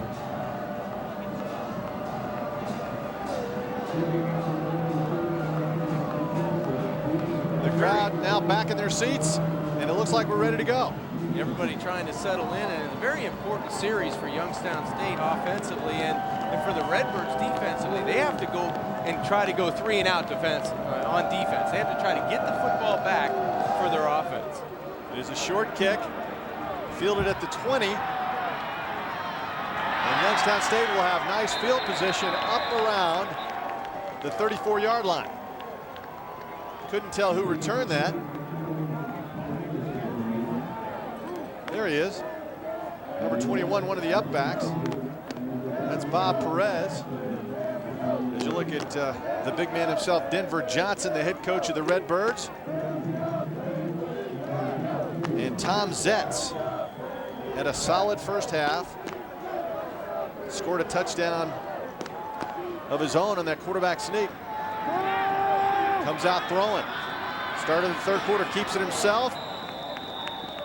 Moves forward and gets pile drived into the turf. Big number 93, Adam Blankenship. From Tulsa, Oklahoma. In fact, you see Adam, his dad, Bill, was Denver Johnson's college roommate. And that was a big-time hit by Adam Blankenship. He ran from that defensive end spot and corralled Tom Zetz. Tom really did not want to run that football. He's trying to push it down the field in the pass on first down. So second down. That's Marcus Mason. He gets thrown back for maybe a yard loss. Justin Martindale got in there. Bring up third down. And so far for the Penguins, 4 out of 6 on third down conversions. And this will be the biggest play in the football game for this defense right here. 3rd down in medium. If the Redbirds can get off the field 3rd and 6 and stop Tom Zetz on 3rd down, so far on 3rd down the numbers are very successful in the Penguins for the Penguins offense. Yeah, 3rd and 6. Here comes some pressure, but not much. Wide open. 1st down and more. That's TJ Peterson. Big gainer. Crowd loves it. Boy, they have been terrific on 3rd down. Well, you called it. They've been so successful on 3rd down. That play goes for 33 yards to TJ Peterson. Great play fake to Marcus Mason by Tom Zetz. He just has the patience and the protection to sit in that pocket and wait for TJ to clear the linebackers. There was a big hole in the middle of the Redbirds defense, and a good job by TJ Peterson securing the football and getting down inside the 30. There's the double tight again. Irizarry and Bush are your tight ends. That's Bush in motion. They do a lot of movement with him. Going back to Mason. He goes over the left side, picks up a couple. That'll keep the clock moving. Well, they don't mess around, do they? No, they don't. Keep running and they churning. just keep going. And I wouldn't be surprised sometime in this series if they can get it down inside the 20-yard line to get that play that Zetz missed down the middle to Irizarry, down the middle, wide open on man coverage. I wouldn't be surprised if they fake it inside to Mason and try to get it back to their big athletic tight end. There's Brian Wright, the offensive coordinator. Rushing numbers, Youngstown State starting to put up some very impressive numbers. And that was out of the hands of TJ Peterson. Zetz was hit just as he released that football. Yeah, it was good pressure again by Adam Blankenship, the defensive end, on Tom Zetz. He's going to come from the bottom of the screen. That's the pressure you talked about, and that forces the high pass, and a good play on the edge by Jesse Caesar. It looked like he was the cornerback in coverage on TJ Peterson. Watch the shove as Peterson goes up, just enough to bother him to get him to drop the football. 3rd down and 9. Marcus Mason lines up next to his quarterback, Tom Zetz. TJ Peterson in the slot of the lower portion of your screen. Here comes the blitz. They pick it up. Zetz looks into the end zone. Has a man, but it's caught. I thought for a moment it was going to be an interception, but instead it's a Youngstown State touchdown. Looked like Rory Berry, the wideout, takes the football away from the Redbird defender. What a play by Berry on the edge. Zetz gets pressure up the middle. He flushes to his left. And then watch this, the ball goes up for grabs. It looked like Jason Tate was going to have the interception, and Rory Berry takes it right away from him for a touchdown. The extra point attempt. Ryan Palmer is on, and it's good. It's 21-7. And John Kajemi, that just might be one of the top plays of the day on SportsCenter. That was terrific. Check this out. I thought it was an interception.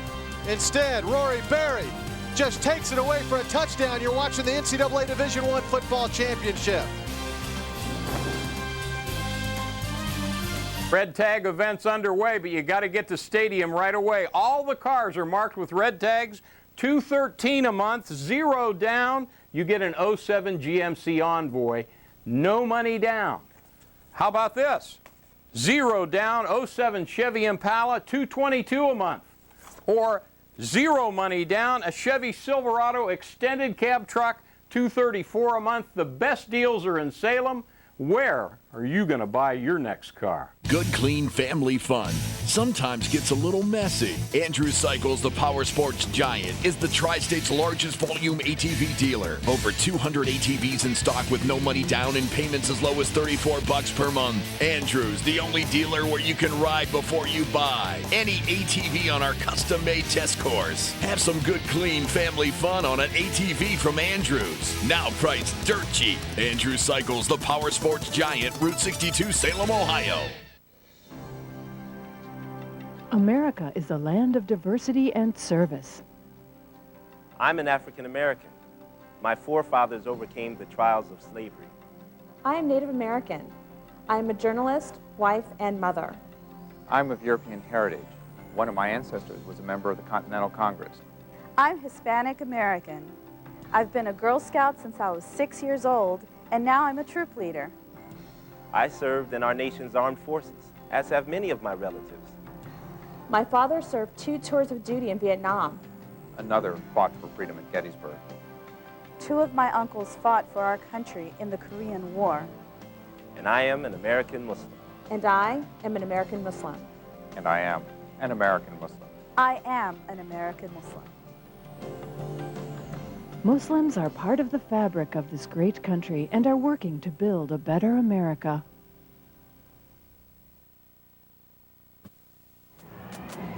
The Penguins take a kick in the third quarter, just driving right down Illinois State's throat. That was a terrific pass from Tom Zetz to Rory Berry. John, what about it? He just takes the football right away from Jason Tate. Rory Berry climbs the ladder, and the ball's in front of Jason Tate, but he doesn't make a play on the football. He never got his hands up to make a play on the football, and you have to give the credit to Rory Berry. Extraordinary effort in the end zone. And the kickoff. Illinois State fields it at the 9. Jason Horton. He could go. Oh, he could. That's Tom Nelson, excuse me. And he gets down to the 34-yard line. Kickoff returns have been solid for the Redbirds tonight. A 57-yard return for Tom Nelson. And that's the third return for the Redbirds that have gone over at least 35 or 40 yards on the evening. Just a great job of blocking out in front of Tom Nelson. And it looks like once he got the edge, he was going to go the distance. That's 4 returns for 143 yards for the Redbirds on special teams. He has shown a burst tonight. It's a great field position for the Redbirds who try to answer that opening drive of the third quarter. And they go to Pierre Rembert. I was thinking of that catch by Rory Berry, and I thought of Tyrone Prothro, the young man from Alabama against Southern Miss, and that was the won the ESPY award for the best play of the year in college football. We could have another one that's up for the award, that's for sure. That was outstanding. And how about this? The Redbirds now, impressively, they're already knocking on the door on the YSU 31-yard line. They have to answer right away in this third quarter. There's Mortis. He's the H-back right now, lined up at fullback. And Rembert, play action fake. That ball's batted down, but a flag comes down. An incomplete pass. Pressure by Koval, and a holding against the Redbirds. You remember at the end of the second quarter, they had it down to the 5-yard line and had that penalty for not enough men on the line of scrimmage.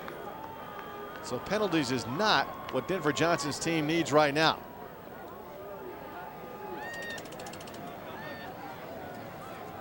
Again, our officiating crew is from the Gateway Conference. Wally Wrighton. Holding on the offense, number 78. 10-yard penalty enforced in the previous spot. Repeat, second down. Yeah, holding, it looked like a couple guys were guilty of it, but just in the middle of the football screen there, right in the middle of the play, it looked like Downing had a jersey, 75, had a fistful of jersey on Greg Jacobs.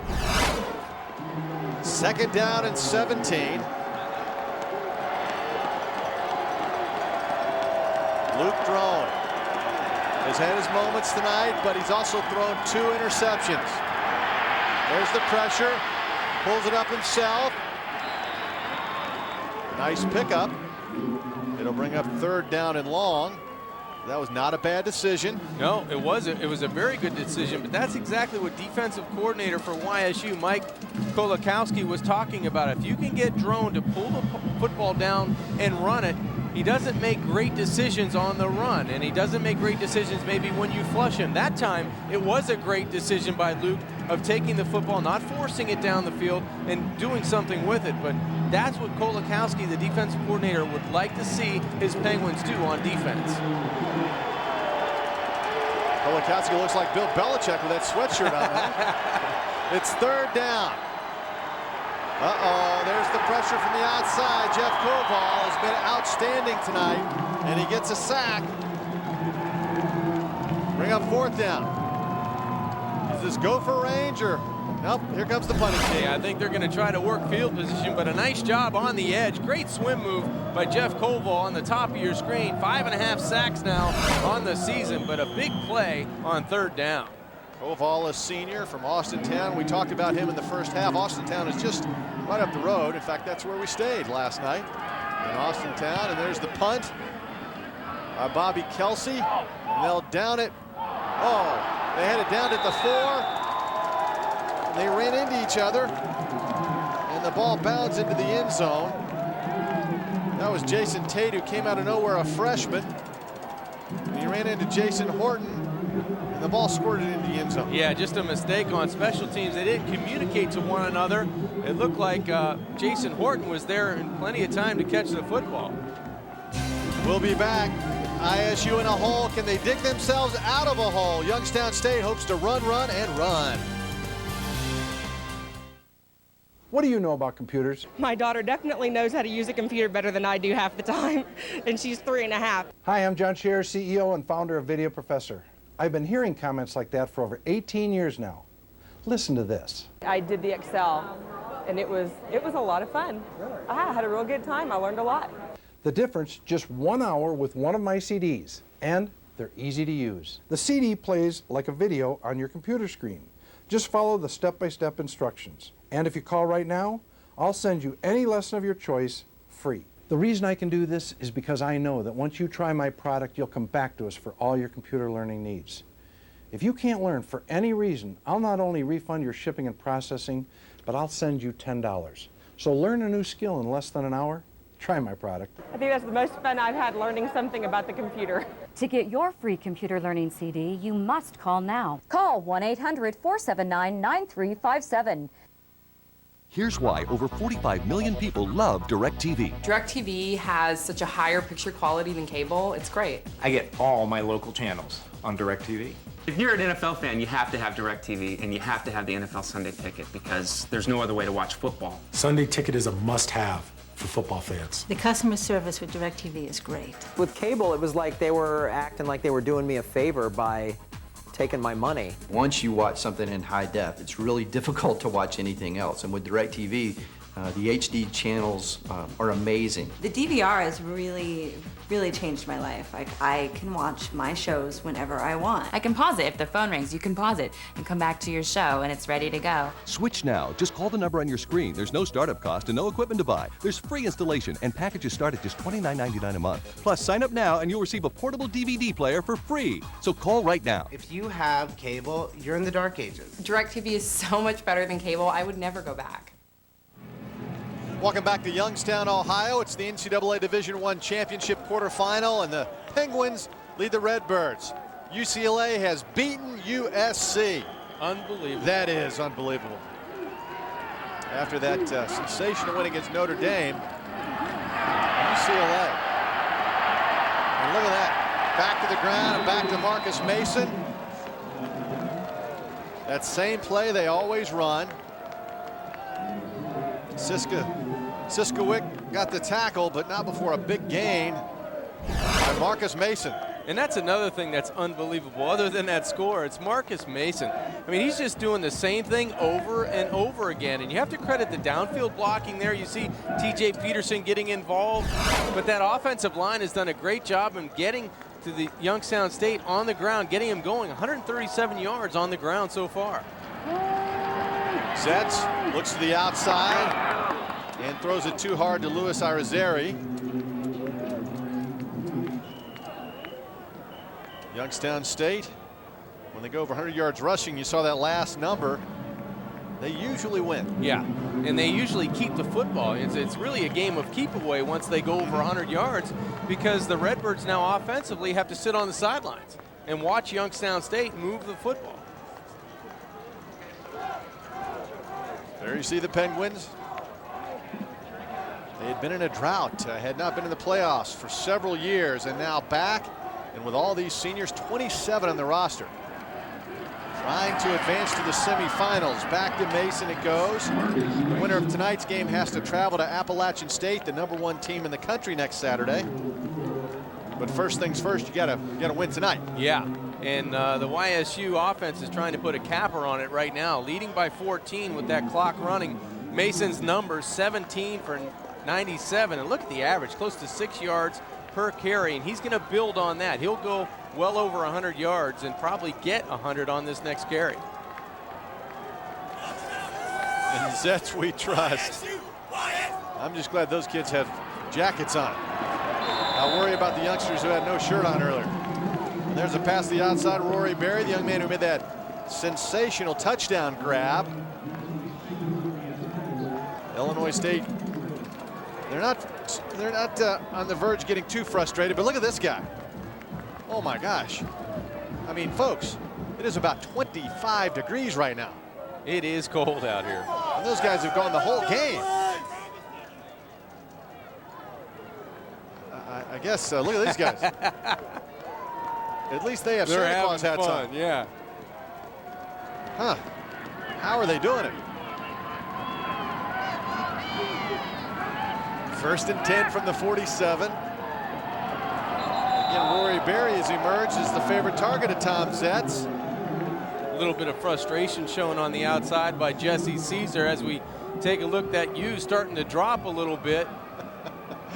Oh, those guys are going to be sick tomorrow or down the road. You just can't do that all night in this kind of weather. Yeah, the U and the temperature are dropping fast. Oh, man.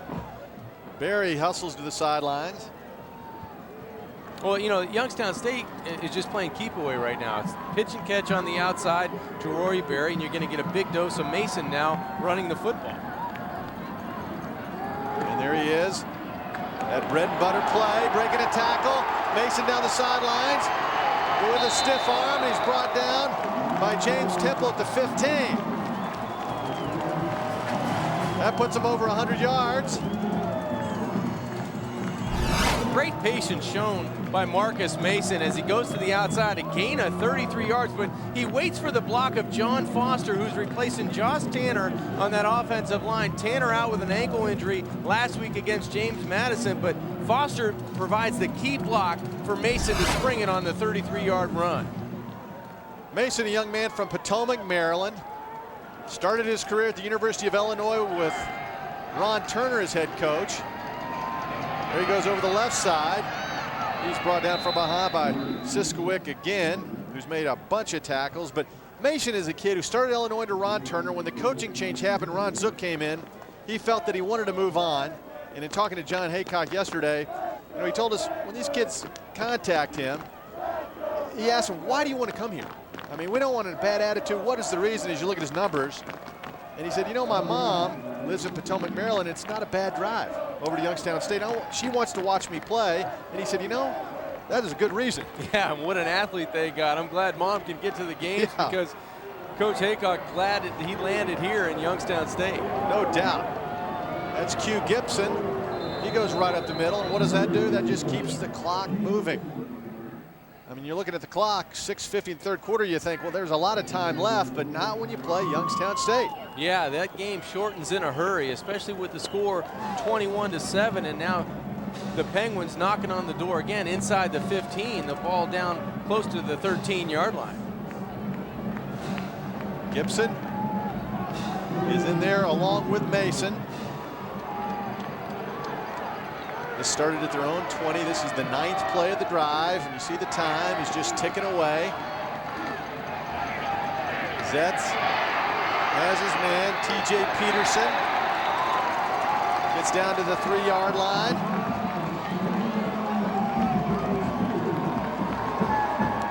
Another impressive march for the Penguins. Well, great balance is shown by Youngstown State. Yes, they've been running the football effectively, but you have to give credit to Tom Zets. He's been able to control the game when his offensive coordinator, Brian Wright, has asked him to throw the football. He's been very accurate with the football, and he's gone to TJ Peterson, a guy that's very reliable on the outside, along with Rory Berry to the outside as well. Icing the fullback back in.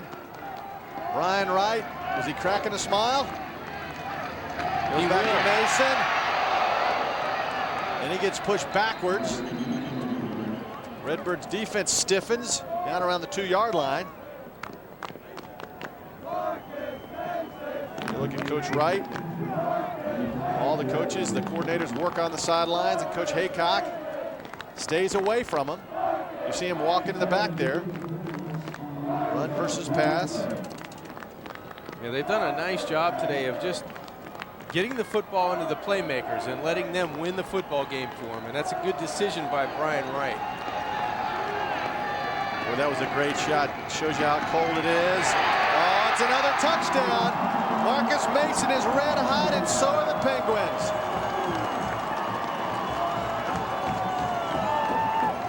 Now I'm making a smile on that offensive coordinator's face. Just power football by Youngstown State off the right side. There's John Foster again out in front along with Demetrius Eisen, the solid fullback. And all you have to do is follow those two guys, and Mason walks into the end zone. That's the bread and butter play. It's the Dave series, not the dive, but the Dave here at Youngstown State. The extra point is good. And with 5:13, 5:12 on the clock. It's power personified. You're watching the NCAA Division I Football Championship. Penguin power.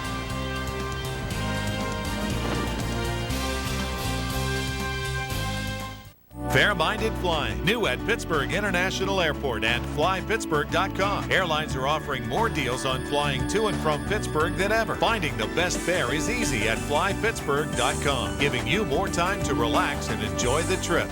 At Greenwood Hummer, it was love at first sight. My boyfriend said that I couldn't afford it, but please, a Hummer H3 at $255 a month? I couldn't afford not to. We go out at night and I feel totally safe. My Hummer H3 takes me everywhere for only $255 a month. It was an easy decision. There's only one place to find him, Greenwood Hummer. My boyfriend says it's either him or the Hummer. You know, I'm really gonna miss him. Greenwood Chevrolet Hummer, just off Route 11, Mahoning Avenue, Austintown. Serious medical mistakes are becoming more common. And cutbacks in staffing are one of many causes. For example, delays in diagnosing an illness or its extent can have dire consequences. Especially in the case of various types of cancer. A few weeks can make a difference. In serious cases like this, you need the experience and resources of a strong law firm where the bottom line is winning. Call Beatrice Harshman. Winning is our goal, because winning is what you want. Fair-minded flying, new at Pittsburgh International Airport. Go to flypittsburgh.com for the best fares and the e-newsletter. Fair-minded flying is knowing you've got the best fare offered at Pittsburgh International Airport. So relax and enjoy the trip. Ohio, Youngstown State University, Stambaugh Stadium. They call it the Ice Castle. Doug Bell and John Conjimmy, former great quarterback of the Pitt Panthers. And there you see time of possession. I mean, it's really not that lopsided, but Youngstown State has been very opportunistic. Yeah, and there's the play, 11-play, 80-yard drive. You see the clock at 4:19, a 2-yard run by Mason. They've had touchdown drives of 75 yards, 70 yards, 66 yards, and 80 yards. And basically, it's been Tom Zetz doing a great job of being patient in the pocket and letting Mason run the football. Another short kick. Illinois State again will have terrific field position. That was Jeremy Joint who carries it out to the 35. Rutgers has jumped on top of West Virginia. Yeah, and the Mountaineers at home tonight as well. Yeah. And the big story, Rich Rodriguez last night, his wife called him in tears because the local radio station was reporting that he had taken the Alabama job. Really? Yeah, and so he had to call the radio show up himself. The team was having their team dinner, and on the radio disputed that story. Wow. So at this time of year, rumors are running rampant. It's 1st and 10 ISU. Trying to rally. A dangerous pass. That was almost intercepted, almost caught, and finally goes incomplete. That just hung up there. Yeah, a lot of pressure in the face of Luke Drone, and that caused the football to float outside. Watch the pressure in the face, and really not allowed to follow through because, again, Jeff Koval is there. And then you see the strength on the outside of Jason Perry, the cornerback from Warrenville Heights, Ohio. Another senior on this defense making plays for Coach Haycock. Perry and Jackson, both first team all-conference, all Gateway Conference cornerbacks. They're a great tandem back there for the Penguins defense. Show them blitz. Here comes the pressure. They go with the draw play. Rembert. Positive game for Rembert on second down. He picks up 7. Rembert has had a nice night. And the Redbirds, keep in mind, they opened up with the game with a great kickoff return and then just marched right down for a touchdown. And since then, they've moved the ball at times, but just had some problems. An interception, a penalty. Denver Johnson looking on. Illinois State, 50%. That's their seasonal average, 3rd and 2. Going with a big back, and he surges forward, and I think he got it. Yes, he did. First down, Redbirds. Very important drive here for the Redbirds with 3:57 left to go in this third quarter. They have to find a way to get on the board and get on the board fast, and then try to find a way to stop the running attack of Youngstown State. That's the task Denver Johnson has and their offense has right now. So Luke Drone needs to find a way to get the football quickly to his playmakers, not only Rembert running the ball, but Robinson on the outside.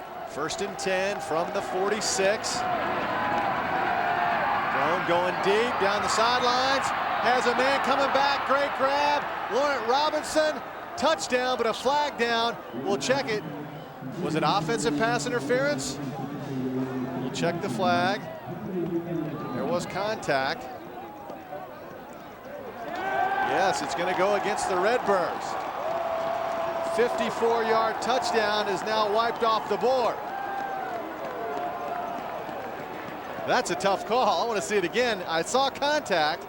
Pass interference, offense number 81. 15-yard penalty, repeat first down. Well, the ball was underthrown, so Robinson had to make a play on the football. Let's see if he pushes off to make that play, or he's able to come up. The officials obviously saw that he was pushing off, and there was someone right on the play. But the ball hung up for a long time. Drone throws the football down the right side. I don't think he pushed off. I think he adjusted to the football, and that's not an accurate call from that replay right there. It did not look like. There's some hand fighting going on both ways, but Laurent Robinson did not push off. That's a bad call. That is a terrible call. It really is. The official was there. I'm surprised he threw that flat. Because you're right, he had to come back for the ball. Yeah, he made a great adjustment. That hurts. That wipes the touchdown off the board. Drone tries to get those 15 yards back. He's about a yard shy of the original line of scrimmage. That wiped off a 54-yard touchdown, and then it was a 15-yard penalty. No, you mark that play with 3:57 left to go in the third quarter, and Luke Drone makes a nice play, gets the ball close to his big playmaker on the outside, Laurent Robinson, and he comes up with a great adjustment, and a bad call takes 7 points off the scoreboard for the Redbirds. We'll see if Luke Drone can keep this thing going now on 2nd down and 12. From the gun, over the middle, another flag down on the play. That's Pierre Jackson. And he gets taken out of bounds. John going on the sidelines. And we'll check the flag now.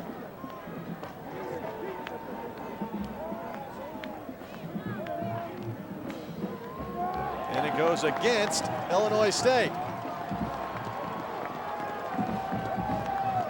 The Redbirds are getting a bit frustrated. Offensive pass interference, and now this. Ineligible receiver downfield. End was covered up, went downfield, pass crossed the line. 5-yard penalty. Repeat the down. So, 3 penalties now for 30 yards for the Redbirds. And they've all come at crucial times. They really have. They've been drive stoppers. Yes. And they've been, some have been interceptions, some have been penalties, but 4 penalties for 35 yards. Youngstown State only 1 penalty for 5 yards, and now Luke Drone, 2nd and long. 2nd and 17 from the 39. The draw play to Rembert. He's got some room. Boy, that was a nice gain and a good call. I like the way Rembert covers up with 2 hands. He rarely ever fumbles, and you can see why. Great blocking, too, on the play by Downing, 75. The right guard just clears out a huge path on the draw play for Rembrandt to come through. There's the block there to the left of your screen, and Rembrandt's able to run over Marty Hutchinson to finish off the play, but great blocking on the play by Downing. That was a 15-yard pickup. 3rd and 2. Redbirds hustle out of the huddle. Giving it to the big Haas, who surges forward for a first down. Redbirds showing some fight. Despite those penalties, they've come back to get a first down. Rembrandt needs a blow. Raphael Rice comes in. With Rembrandt coming out of the game, I would take a look at Luke Drone going again down the field to Robinson. Good first down. They survive the penalties. They survive the miscues. And Rembrandt on the evening, 89 yards on 19 attempts. But look for him to go up top on man-to-man coverage here. And first down over the middle. Has his man Laurent Robinson. Robinson, a young man from Rockledge, Florida. Boy, he looks good. I know he's had that high ankle sprain all year and actually a bruised bone in his foot. Looks pretty good tonight. Yeah, and that was the best throw Luke Drones made all night long. That was a tight window in the middle of the field, and he fit that football in there. Great courage and great composure shown there, and a good throw, accurate throw by Drone. 2 tight ends are in there. Raphael Rice lines up behind Drone. Takes it, and he takes a hit. We heard it up here. Dorian Chenault. Boy, laid a serious lick. Chenault came down from his safety spot. He'll be at the top of the screen. Not enough bodies to block in white jerseys, and that's what happened. Big time hit by the junior out of Canton, Ohio, Canton McKinley High School. He's a junior, the strong safety. And as you can see, loves to come up and provide run support. Now out on pass coverage. 2nd down and 14. And Drone took a little pop there. The referee was trying to whistle the play dead before it got started. Ball start, number 69 on the offense. 5-yard penalty. Repeat 2nd down. So the Redbirds again going backwards. 9th play of the drive. Denver Johnson in his 7th year at Illinois State in Normal, Illinois. That's in central Illinois, not too far from Peoria. In fact, in basketball, great rivalry between Bradley and Illinois State.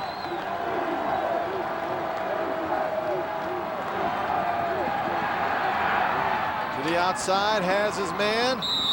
Another first down. No, just shy of the first down. Again, that's Passarelli. His 3rd grab tonight.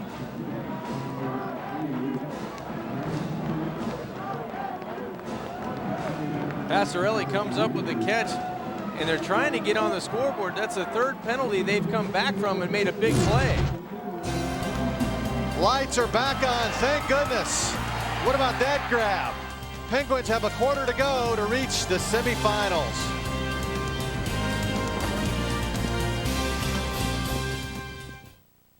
This is Maya, and if she doesn't look too happy, she isn't. Maya, like many people, has too much credit card debt. How about you? Do you have $5, $10, $15, or even $25,000 or more in credit card debt? Are your creditors harassing you at all hours? Are you tired of going through life feeling like Maya? I'm Todd Cook, founder of 800 Credit Card Debt. Day in and day out, we help people just like Maya. Regular people who got in over their heads in credit card debt and want their lives back on track. At 800 Credit Card Debt, we'll help you find a payoff plan you can live with. One that could work with your creditors to eliminate penalties, lower your interest rates, and even reduce what you owe. Don't let the word bankruptcy enter your thoughts. Call us, because you can pay off your credit cards and still have money left over each month. And the best part is, you'll feel like yourself again. Maya did. Make the call today. Get rid of your credit card debt once and for all. Call 1-800-738-3406. What are you being charged for internet service? I don't know, maybe $24? $23.90. What are you being charged for internet service? $10.95. $10.95. Millions are discovering the real value of People PC Online. Go to peoplepc.com now to try us free for 30 days. You get unlimited internet access for only $10.95 a month. People PC Online has a smart dialer with more local access numbers than AOL for faster, more reliable connections. You even get security tools to help protect you from spam, pop-ups, and email viruses. And you can continue to use your favorite instant messenger. Compare us side by side with your current ISP. Go to peoplepc.com and start saving today. So the next time you're asked how much you pay, proudly declare $10.95. Go online or call 1-800-320-9012. People PC Online, a better way to internet.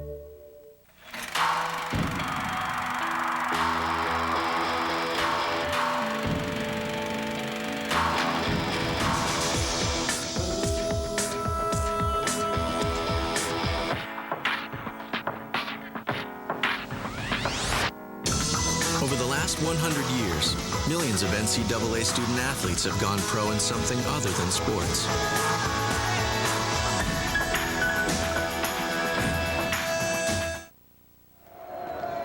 It's the start of the fourth quarter in Youngstown, Ohio. Illinois State trying to rally, and this is a huge play. 3rd and 2. That's what they've done on 3rd down conversions. Doug Bell and John Conjemi, we're glad you're along with us tonight. Hopefully you're warmer than we are. That's right. It is frigid in Youngstown. 3rd down and 2. Redbirds need a solid play right here. And it looks like they're going to come up short. Rice gets pushed backwards. Great surge by the guys up front. You saw James Terry, 56 for Youngstown. Good effort shown by Youngstown State on their defensive front. No running room to the left side for Raphael Rice, who's in there on 3rd down. It looks like the Redbirds will try again on 4th and short. They gave them one. There's what they've done on the year. 8 out of 14 4th down conversions. 4th and 1, double tight. It's power. Rice goes forward. And he goes nowhere. Penguins say they've stopped him. No signal yet from the officials. It's a matter of where they spotted it, John. Yeah, it looked like James Terry was the first guy in on the play, and his helmet came right off. There he is there, James Terry, the senior out of Stafford, Virginia. And it'll depend on that spot because it didn't look like they moved that pile very much on offense. Last week against James Madison here, it was a 4th down stop that helped Youngstown State rally to win. That's right. This could be the finishing touches on Illinois State. They stretch the chain. I don't think they got it. Oh boy, they were stopped just an inch. Rice thought he had it. Well, 56 in red, it looked like Terry was the first guy there. His helmet pops off, but you have to give credit to those down linemen, Savage, Phelan, and Jacobs.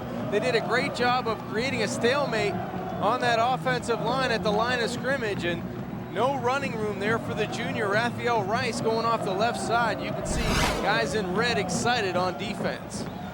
Penguins students out in full force tonight. Last home game of the season. Nice tackle there by Illinois State. They need to stop Youngstown State and get the ball back quickly. Yeah, they have to start tackling the football on defense, do the Redbirds. Try to get a turnover, try to shorten the field so they can get their offense back onto the football field. But with the clock starting into the 4th quarter at 13:44 and counting, Youngstown State is going to take their time and try to get some first downs on the ground. Illinois State, the offense, foiled again. They scored on their opening drive and haven't gotten into the end zone since. That's Mason. No, check that. That's Q Gibson going forward. James Temple brought him to the turf along with Siskowick. You know, Cameron Siskowick is the Gateway Conference Defensive Player of the Year. That's the 5th year in a row Illinois State has had a linebacker win that award. Boomer Grigsby won it for 3 years, and he's now with the Chiefs. Brenna Hawkins won it last year. He's with the Jacksonville Jags. This guy will be playing the NFL next year too, don't you think? Yeah, he's just a leader, and he gets everything out of the ability of that linebacker spot. And he's trying to inspire his teammates to come up with a big stop on 3rd down. 3rd down and 3, Siskowick and company. They need a stop. The pass outside, that's deflected, incomplete. And they have stopped, and the Penguins will have to punt the football for only the 2nd time. Big stop for Siskowick and company. He's a finalist for the Buck Buchanan Award, by the way, and that will be announced in Chattanooga the night before the championship game. Well, going into that 3rd down conversion, Zetz was 7 of 8 for 123 yards and 2 touchdowns on 3rd down passing. But on that play, he may have missed his tight end, Iriziri, going down the Youngstown State sideline. That's the first 3 and out of the game for the Penguins. Joe Bishop, first team all-conference punter, his 2nd kick. Fair catch called for at the 44-yard line. Jason Horton fielded that one. And there is a flag down. We'll check. Back at the 27, the flag is laying on the turf. And that goes against Youngstown State. I think that's pretty good field position. Yeah, I may take the football and take my chances on offense. On a cold night like tonight, you never know. You get that bounce, and it could bound 20 yards the other way. Illegal formation. On a kicking team, only 6 men on the line of scrimmage. Penalty is enforced from the spot where the kick ends. 1st and 10. Well, that answers that. All right. Coach Haycock looking on. He does not think this is over, that's for sure. It's 28-7, Penguins over the Redbirds. 2-man batting trainers are great, but what do you do when you don't have a practice partner? Introducing the Skills Hurricane, the professional grade solo batting trainer for batters of all ages. Hi, I'm Derek Jeter. The Hurricane is the ultimate swing trainer for anyone who's serious about their game. It works for me, and it'll work for you. Try it and see for yourself. Pro, high school, and college teams have used the Hurricane for years.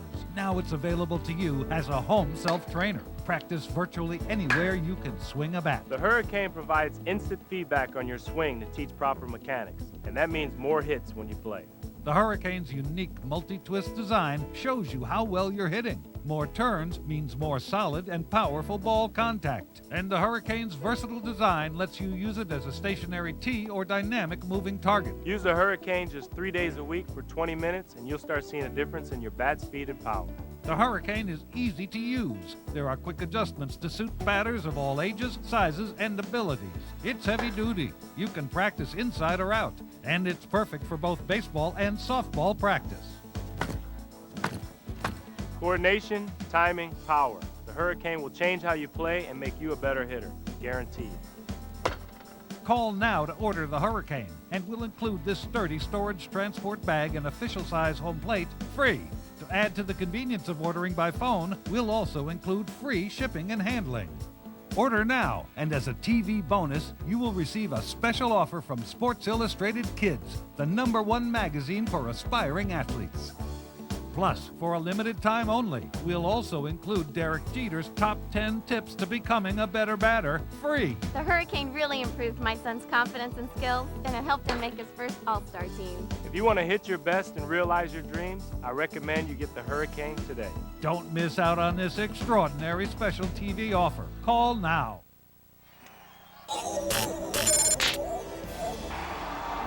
It has been a physical game, mano-a-mano against two teams that are conference opponents. Boy, there's a lot on the line, not just to advance to the semifinals, but there's bragging rights. These guys know each other, and we've seen a lot of licks despite that score. But Illinois State with time, 12:36, the first 3 and out for Youngstown. Luke Drone goes back, heaves it down the middle of the field, has a man. Oh, Pierre Jackson was there and couldn't hang on.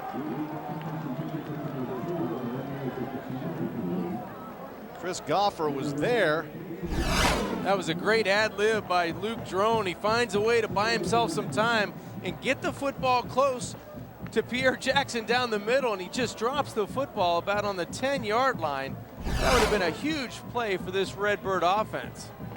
Luke Drone, when we talked to the coach the other day, Denver Johnson, it might be one of the finest things I've ever heard a coach say about a guy. He said it's the finest human being he's ever known. Yeah. Wow, what a compliment. Says a lot about the young man's character and work ethic. Lots of time over the middle. It's a first down for Illinois State. Pierre Jackson caught that one. And it looks like Luke Drone's looking around at the 10 other guys in his huddle and saying, hop aboard, guys. I'm going to carry you down the field by myself, and we're going to get back into this football game. Two great throws for his head coach, Denver Johnson, and the Redbirds in a little bit of a no-huddle offense. And the draw play to Pierre Rembert. That's gone for big yards, and again, Rembert down inside the 10 to the 7-yard line. That has been an effective play for the Redbirds. Yeah, and Youngstown State's going to think about that third down call when they went for it all on 3rd and short in that last series. They could have moved the chains on the ground, or at least taken a couple more, or about a minute off the clock if they had run the football. Now the Redbirds turn around in two big plays. They're inside the 10-yard line, trying to make this a 28-14 game. Two tight ends. They go to the big hoss over the left side. He gets 1 yard. Koval has been outstanding tonight. Another tackle for the senior. Well, you called it, Doug. Jeff Koval has been all over the field for the Penguins on defense. There he's causing havoc in the pocket. There he eludes a block and gets to the quarterback Drone again. He's done a nice job with putting pressure on the pocket from that outside linebacker spot. It's 2nd and goal from the 4. Again, double tight ends. The loft into the corner. It goes incomplete, but flags are down. Laurent Robinson went up and got dragged down by Cordero Jackson. Yeah, it looked like pass interference by Jackson, the cornerback for the Penguins. Good positioning by Laurent Robinson of getting his body to the inside, almost like a basketball player pinning himself down on the blocks. Pass interference, defense number 3. Ball's placed at the 2-yard line, automatic first down. That's Cordero Jackson, and Laurent Robinson almost made a spectacular grab. Yeah, it was like he was going down to the post position on offense, almost makes the one-handed grab, and he's lucky he wasn't called with that one hand, that left arm on Jackson, but Jackson had the better of him in the corner of the end zone. Robinson on the sidelines as they bring in the power guys, 2 tight ends. The H-back Mortis is in there. Harkar is in there, fullback. Rembert runs into his own guys and goes down. They did not get any push whatsoever that time against Youngstown State. No, the Redbirds trying to go off the left side, and Denver Johnson looking on anxiously. But Youngstown State, the defensive front, did an excellent job on the left side, winning the battle at the line of scrimmage, and now Coach Johnson trying to get his Redbirds in on 2nd down. This time they go to the right side. Oh, in and out of the hands of Pierre Jackson. Again, the ball was very catchable. Well, that's the second pass in this drive that Jackson has dropped. This one could have been a touchdown. He goes up for the football, and the ball hits him right in the hands. A perfect pass by Drone over Jason Perry, the Penguin cornerback, but Jackson cannot come down with the catch. It's 3rd down and goal from the 2. Laurent Robinson checks in for Pierre Jackson. He goes wide right. And you have the 2 tight ends in there and the fullback. Rembert short again down to the 1. Around the ankles, Cordero Jackson comes up to make the tackle. You called it a great play by the cornerback, sticking his nose in where the big bodies are. Cordero Jackson, the senior out of Rochester, New York, comes in with a huge tackle on 3rd down, and now the Redbirds have to go for it again on 4th down. Raphael Rice checks in for Rembert. Redbirds 0 for 1 on 4th down. Last time they tried it, they were stopped. What do they got? It was Rice last time. Will they do it again? No. It's the fake, the pass. Touchdown, flag down. We'll check the flag. It's got to be interference. That's Robinson, his second touchdown grab.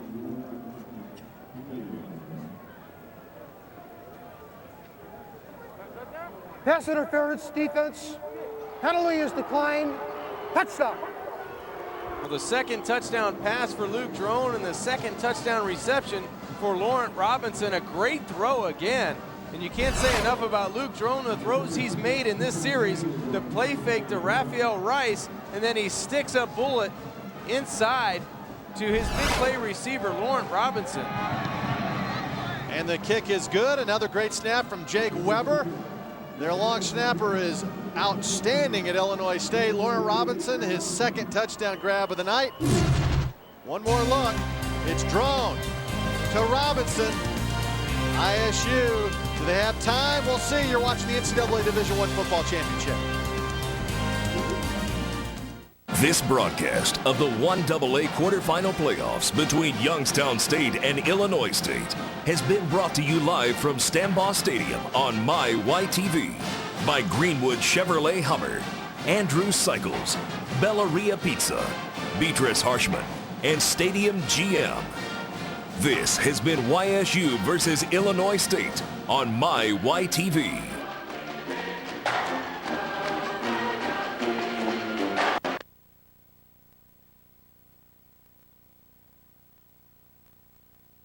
Stand by to roll and take V1. Only on 33 News. Take it. You have the power of choice. Spike, well, the energy. 90 minutes of local news from 5, 5:30, and 6. And I'm Gina From 5 to Marinelli. 6 with Dr. Gina Humphrey and from Angie. Anna took the stand And at on 6 Nancy with Shaver Vince for and the Angie. first time since 90 minutes of news on 33 News. Ago became safety nets for the poor. Roll and take V1. Roll it. 33 News. We believe in this valley.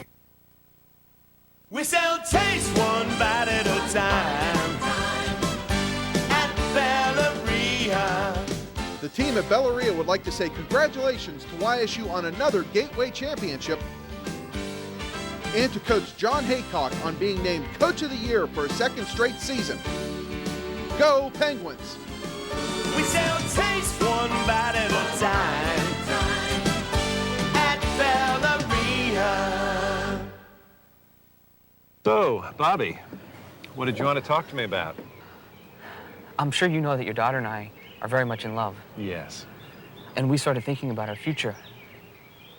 Well, what I need to ask you, sir, is have you saved up enough for your retirement?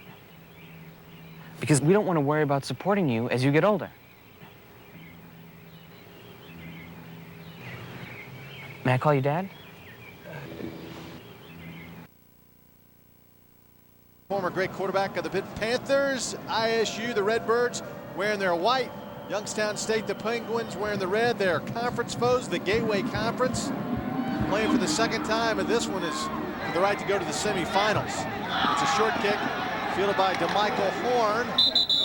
He gets out to the 24. We've had a lot of action. Rembert, 116 yards. Mason, the two young men who we featured off the top, John, 133 yards. A couple good running backs. Yeah, a couple of excellent running backs, and you can't say enough about their offensive lines. They've done a great job of providing running room for the running backs, and the quarterbacks have had nice nights as well. Tom Zetz has done a nice job for the Penguins. And offensively, Luke Drone in that last drive, 3 perfect strikes in the drive, setting up the touchdown to Robinson. Yeah, that was Robinson talking to Pierre Jackson. Flag down. Jumping the gun was Jarek Thomas, big number 94. Thought he had the snap count. Jumped through there just a fraction of a second too early. It was a 3-and-out last time. Redbirds hoping for another one. Offside, defense number 94, 5-yard penalty, still first down. And not a bad play by Thomas, trying to make something happen defensively. Right in the middle of the screen, he's trying to disrupt the center quarterback exchange, trying to make something happen defensively for the Redbirds. 6 penalties for 45 yards and only 3 for 12 yards for the Penguins. And that was although that was a big penalty too, because it'll bring up 1st and 5, but some of those other penalties, the offensive pass interference. That was a very bad call by the officials. That hurt. So it's 1st and 5. You see the time now, under 9 minutes to play. And again, Marcus Mason goes forward. They tried to strip the ball, but he'll go. Siskowik got another tackle. There you see number 40. Well, Marcus Mason has had some kind of night for the Penguins running the football. He's had some tough yards in between the tackles, but he's shown some elusiveness to the outside and some breakaway speed. He has great patience running the football, but when he has to put his head down inside the 5-yard line, he'll make his offensive coordinator, Brian Wright, smile sometimes on that sideline. And again, here's the double tight end. And the fullback. Demetrius Eisen has carried it a couple of times tonight. That was a positive gain, 4-yard pickup on 1st down. And the clock continues to tick away. Well, right now, ISU defensively, they're going to have to start tackling the football. They're going to have to go for some stripping of the football and try to cause a turnover for Denver Johnson, their head coach, so they can get their offense back onto the football field, because Youngstown State, they're going to make no secret about it. They will run the football and run it right at you in this situation. 2nd down and 5. Zetch will let that play clock run all the way down. And another 1st down for Marcus Mason and the Penguins.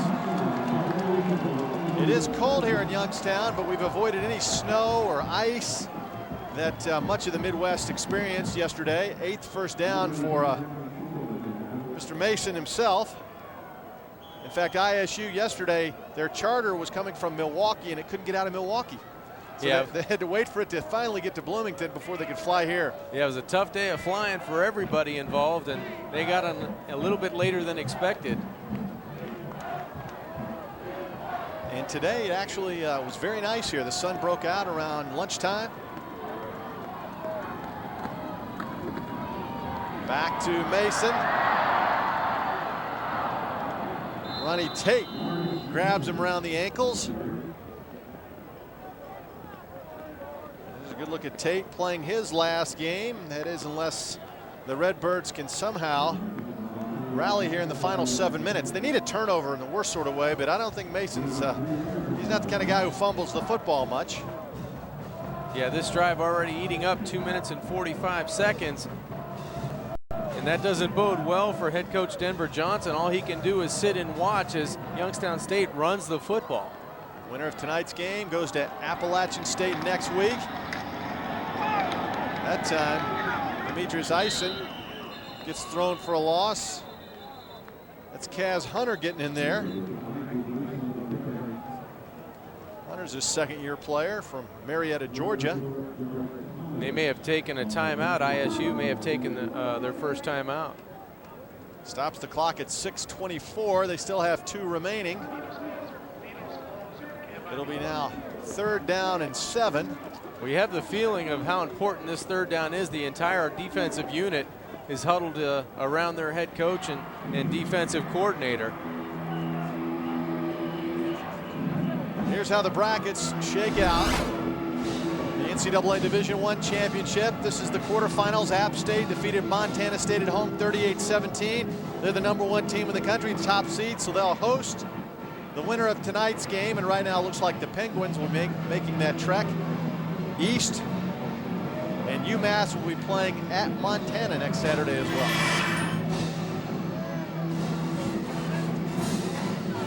Good football game here tonight. We've seen a lot of nice offensive plays, some good hitting, definitely some good hitting defensively, and some good special teams plays. ISU's had great field position off of their kickoff returns. They just haven't been able to convert. And talking about converting, Tom Zetz on 3rd down passing, 8 of 10 for 123, 2 touchdowns, and he's conversing with his offensive coordinator, Brian Wright, on the sidelines. 3rd and about 8 yards to go for the Penguins. I thought that was interesting, and we talked to Coach Haycock about that. He was nowhere near the offensive coordinator talking to his quarterback. He lets his assistants do it. I mean, he's just kind of His deal right now is taking a peek at the defense when his offense is on the field and trying to know situations for his special teams. Zetz has been successful on 3rd down, but it looks like he's going to get stopped short again. So another punting situation for the Penguins.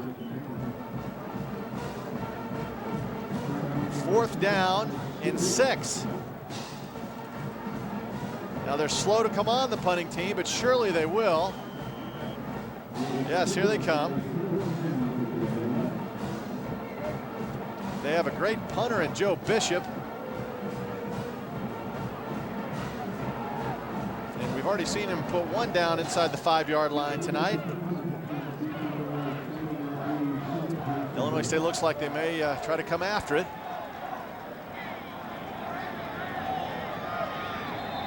Eight guys down the line of scrimmage and a flag down. And they'll take the delay of game and move them back 5 yards. Delay of game on the offense, 5-yard penalty. Repeat 4th down. Clock will start on a snap. So do you put the return on now, or do you come after it again? It looked like they were trying to come after it that time. Well, I think you come after it. I think you try to, gain field position with a block. And if you get a return, great, but you just want to get the football back offensively. If you miss the block, great, let's fair catch it and get the football back and get our offense back on the field. Jason Horton is deep for the Redbirds. Again, Joe Bishop has to get this off quickly. Boy, that went off the side of his foot. In golf, that would be a shank. I know that one. And in football, too, out at the 25-yard line. You can relate to that, huh? I can relate to that. Yes, I can. A 27-yard punt off the side of his foot. Illinois State has some time, but they better hurry. Here's why over 45 million people love DirecTV. DirecTV has such a higher picture quality than cable. It's great. I get all my local channels on DirecTV.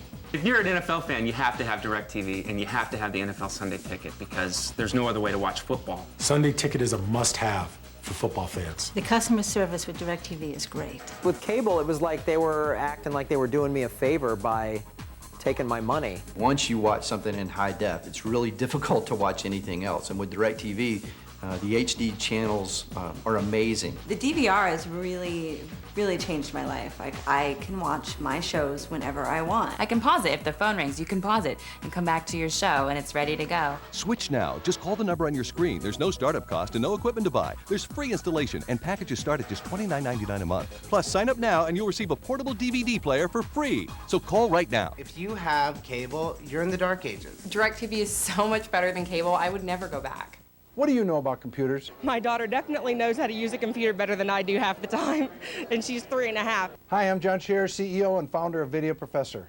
I've been hearing comments like that for over 18 years now. Listen to this. I did the Excel, and it was a lot of fun. Really? I had a real good time. I learned a lot. The difference, just 1 hour with one of my CDs, and they're easy to use. The CD plays like a video on your computer screen. Just follow the step-by-step instructions. And if you call right now, I'll send you any lesson of your choice free. The reason I can do this is because I know that once you try my product, you'll come back to us for all your computer learning needs. If you can't learn for any reason, I'll not only refund your shipping and processing, but I'll send you $10. So learn a new skill in less than an hour. Try my product. I think that's the most fun I've had learning something about the computer. To get your free computer learning CD, you must call now. Call 1-800-479-9357. Our score, Youngstown State, Illinois State 28-14. Southeastern Conference. The Arkansas Razorbacks have rallied as well.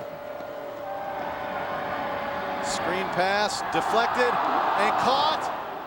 Laurent Robinson out to the 38. That almost ended the rally on the interception, but went right back to Laurent Robinson. Great concentration by Robinson to get the deflection and come down with it. 1st and 10. 2-minute offense for the Redbirds. Hit just as he threw it. It's picked off. That was picked off. just about does it, I think. Luke Drone, his third interception tonight. A lot of pressure in the pocket caused by Jeff Koval coming from the outside, but there's a man in the middle who gets onto the quarterback and causes the deflection. It looked like it was Tom Froelich, the linebacker, the senior, causes Drone to throw the football underneath the coverage or underneath his intended receiver. And head coach Denver Johnson, the turnovers have cost him tonight. They didn't cost him last week with the 4 interceptions, but tonight the 3 really hurt the Redbirds. Yeah, the first interception of the year for Marty Hutchinson, first team all Gateway Conference linebacker. That's Mason busting it to the outside. Fumble. And he loses the football. Here come the Redbirds picking up field position and the football. What a break. What a break. James Temple. You know, there comes a time in a game where a 4-yard run is good. You don't need to make the game-breaking run, and although you can't really fault the effort by Marcus Mason, all he had to do was fall down and the game is over. They can run the clock out, but the extra effort on the outside and the great effort from behind by Cameron Siskowick gets the strip from behind, and the Redbirds offense back on the field. Almost another interception. On the screen to Dave Mortis. That stops the clock with 4:26.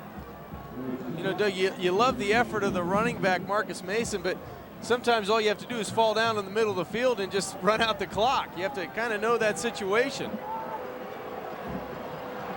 It's 2nd and 10 from the 37. Luke Drone, there's the blitz. Avoids trouble. First down.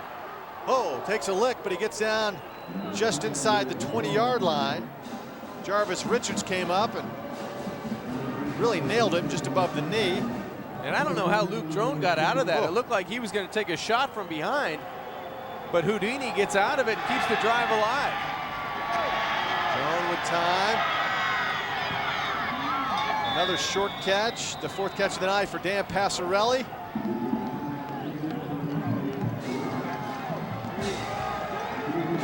Clock is now under 4 minutes. If I'm Drone, I'm looking to his big play receiver on the outside, Robinson, give him a chance to go up and get it.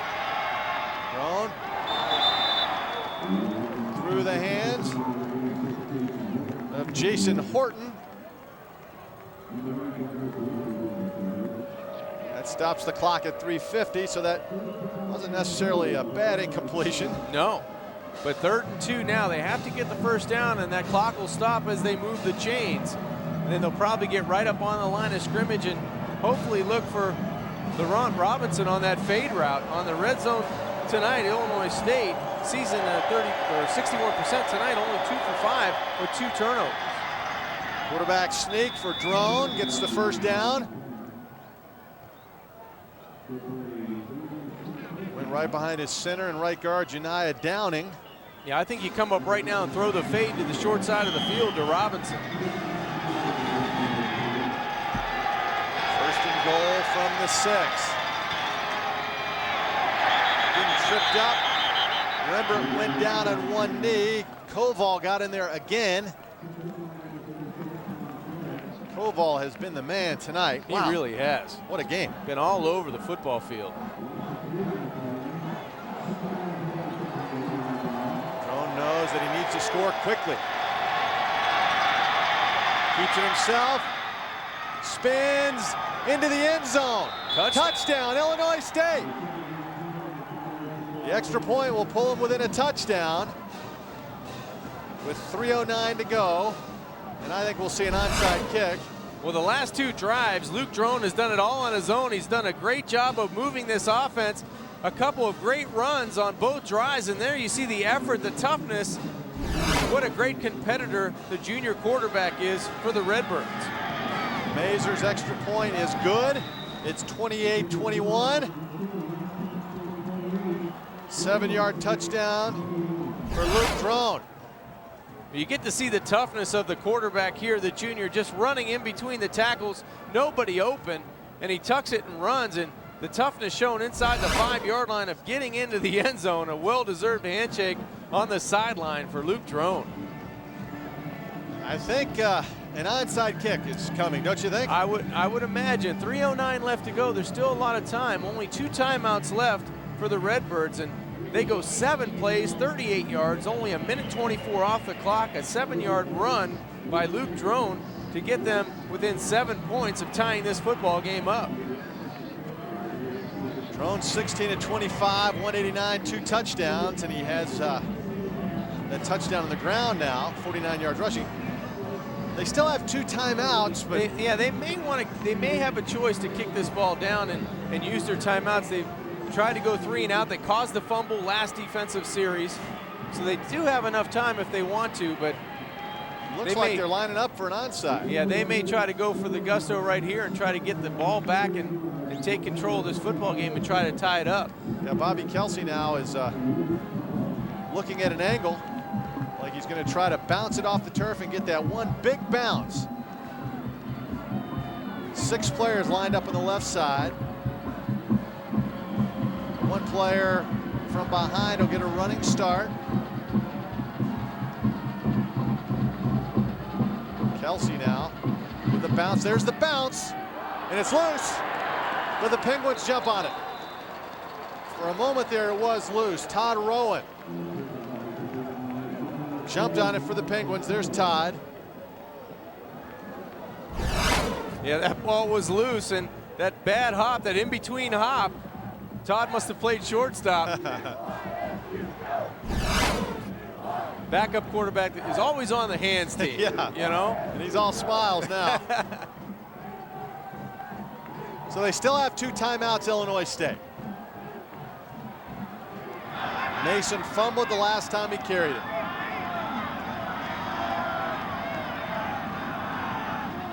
Taking his time is Zetz. There's Mason. He gets wrapped up, and Illinois State will call a quick timeout. Stop the clock with 2:39. 2:39 is what the stadium clock has. We have 2:41. Yeah, 1 timeout remaining. Youngstown State desperately needs 1 first down, and then the clock is their friend the rest of the way. This was the sequence of events that led to Illinois State making a game of it. Yeah, just a ping pong play on offense, and there's the pick down the middle of the football field by Marty Hutchinson. Then you get the fumble on the outside by Marcus Mason. That's picked up by the Redbirds. They go down, and then Drone with his legs does a great job of leading this team into the end zone, and only back by 7 now. Total yards, Illinois State actually leading that department. And you think they've had opportunities. Penalties have plagued them at inopportune moments. I think back to that offensive pass interference. Yeah, that was a huge play. Huge play. Even though they've now rallied, at the time that would have made it 28-14 in the 3rd quarter. Yeah, and the non-play in the end zone by Jason Tate defensively for the Redbirds, and Barry goes up over him to get the football. So 2 big plays and touchdowns, 1 taken away and 1 given. They give to Q Gibson, and he goes down, and they'll call another timeout. And a flag is down in the play.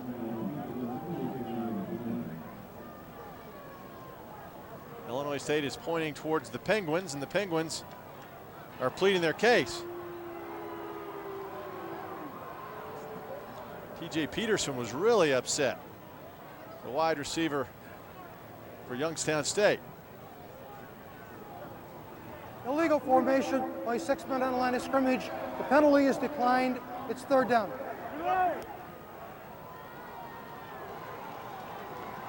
Haycock, Coach Haycock had this seemingly in control, but boy, he looks a little unsettled at the moment.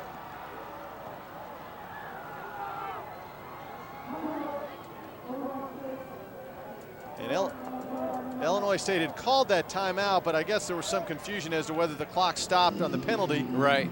but they'd already called the timeout. They catch the NCAA Division I Football Championship live on ESPN2 HD. The road to Chattanooga to crown the national champion begins at 8 Eastern on December 15th. For a preview of every NCAA National Championship and ticket info, including the 06 NCAA Division I Football Championship, go to NCAAsports.com. Appalachian State awaiting the winner of tonight's game. I'm sure they're watching tonight, the #1 team in the country. And UMass will be going to Montana, the championship in Chattanooga, Tennessee on December 15th, ESPN2, 8 o'clock Eastern. Two teams trying to fight to get there on December 15th. This game was one-sided early in the third quarter, and then the Redbirds come back and push it back to 28-21 with 2:31 left to go in this football game. And Coach Haycock on the sideline of YSU, a little bit nervous, more nervous than he was in that third quarter, I can tell you that. Would you dare put it up in the air?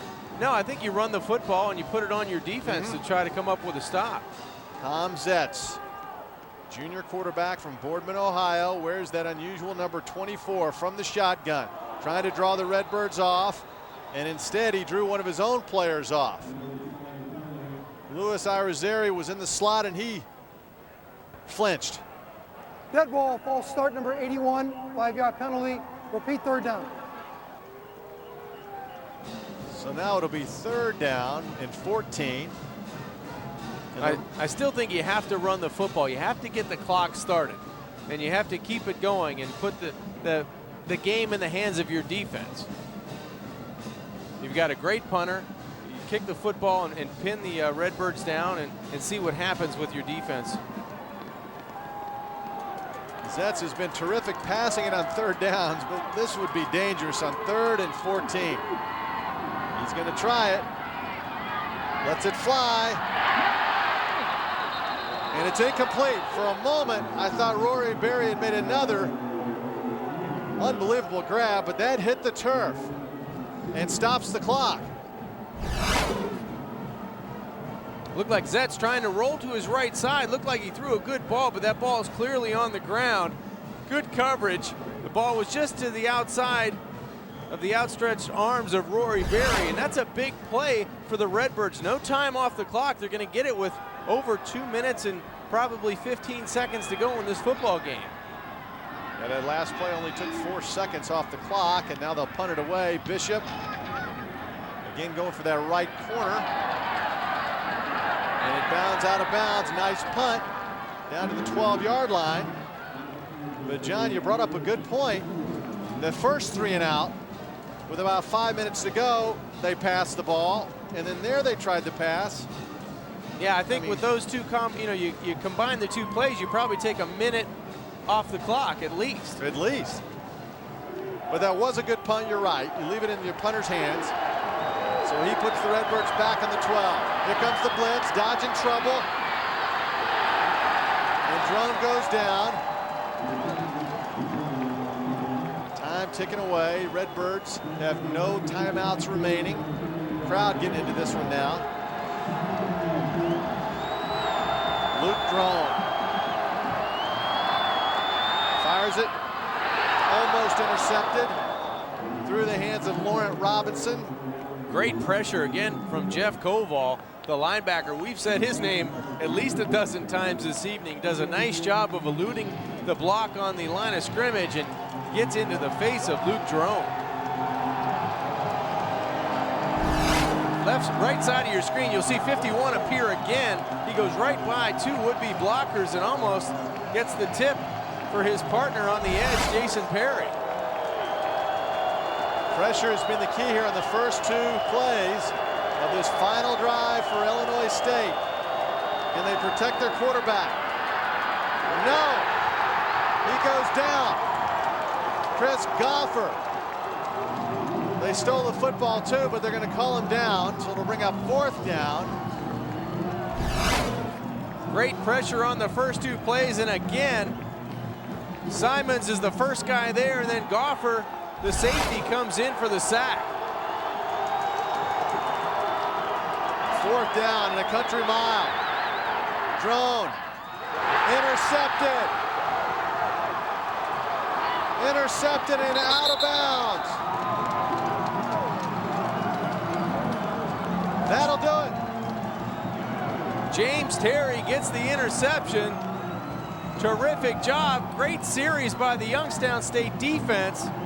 Drone was forced to throw the football under duress 3 plays in a row, and it comes up on the last play. James Terry with the interception, his first interception of the season, the junior out of Stafford, Virginia. But Luke Drone in deep in his own end zone, pressure, no one blocks on the edge. Jarvis Richards, the first guy there for Youngstown State. The deflection off the hands of the Redbird offensive receiver. A good throw again, but just a lot of heat on a cold night. And Terry comes up with the big play. Setz goes down to a knee, flag down, will stop the clock. That'll go against the Penguins. Somehow they just have to get a clean snap and go down to a knee. Nobody move.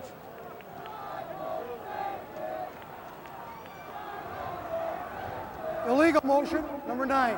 Moving forward at the snap. 5 yards, still first down. Coach Haycock looking on, has taken off the headsets. First time he will have taken Youngstown State to the semifinals as the head coach. He's experienced that several times. In fact, 5 times as the defensive coordinator for Coach Tressel and company. This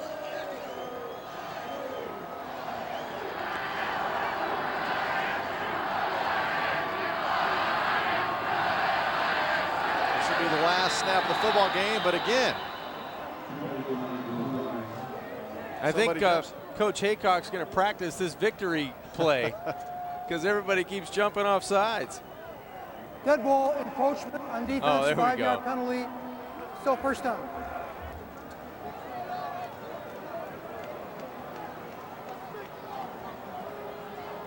It was 26 seconds. If they can get the snap clean and go down to a knee, this will be it. It was a valiant effort by the Redbirds trying to come back into this football game, and you have to credit their quarterback, Luke Drone. He did a great job of trying to lead his team to victory tonight. Just came up a little bit short. And that'll do it. Tom Setz leads his team to a 28-21 win, and now the Penguins will head to Appalachian State next Saturday. Coach Haycock and Coach Johnson shake hands. First semifinal appearance in 7 years. This used to be Championship City, and still is, because they still look back fondly in those championships, John. That's right. But now they go at it again. What do you think about Youngstown State and the Penguins tonight? They've got a chance. They've got a great running attack. They've got a quality quarterback and a defense that puts pressure on opposing offenses. There's the semifinals complete. App State will host Youngstown State. Montana will host UMass. The 2 winners will meet December 15th. It was a night of the Penguins, and our final score again, 28-21. The proceeding has been a presentation of ESPN Regional TV, the worldwide leader in collegiate sports. For John Congemi and our entire crew, I'm Doug Bell saying so long from Youngstown, Ohio.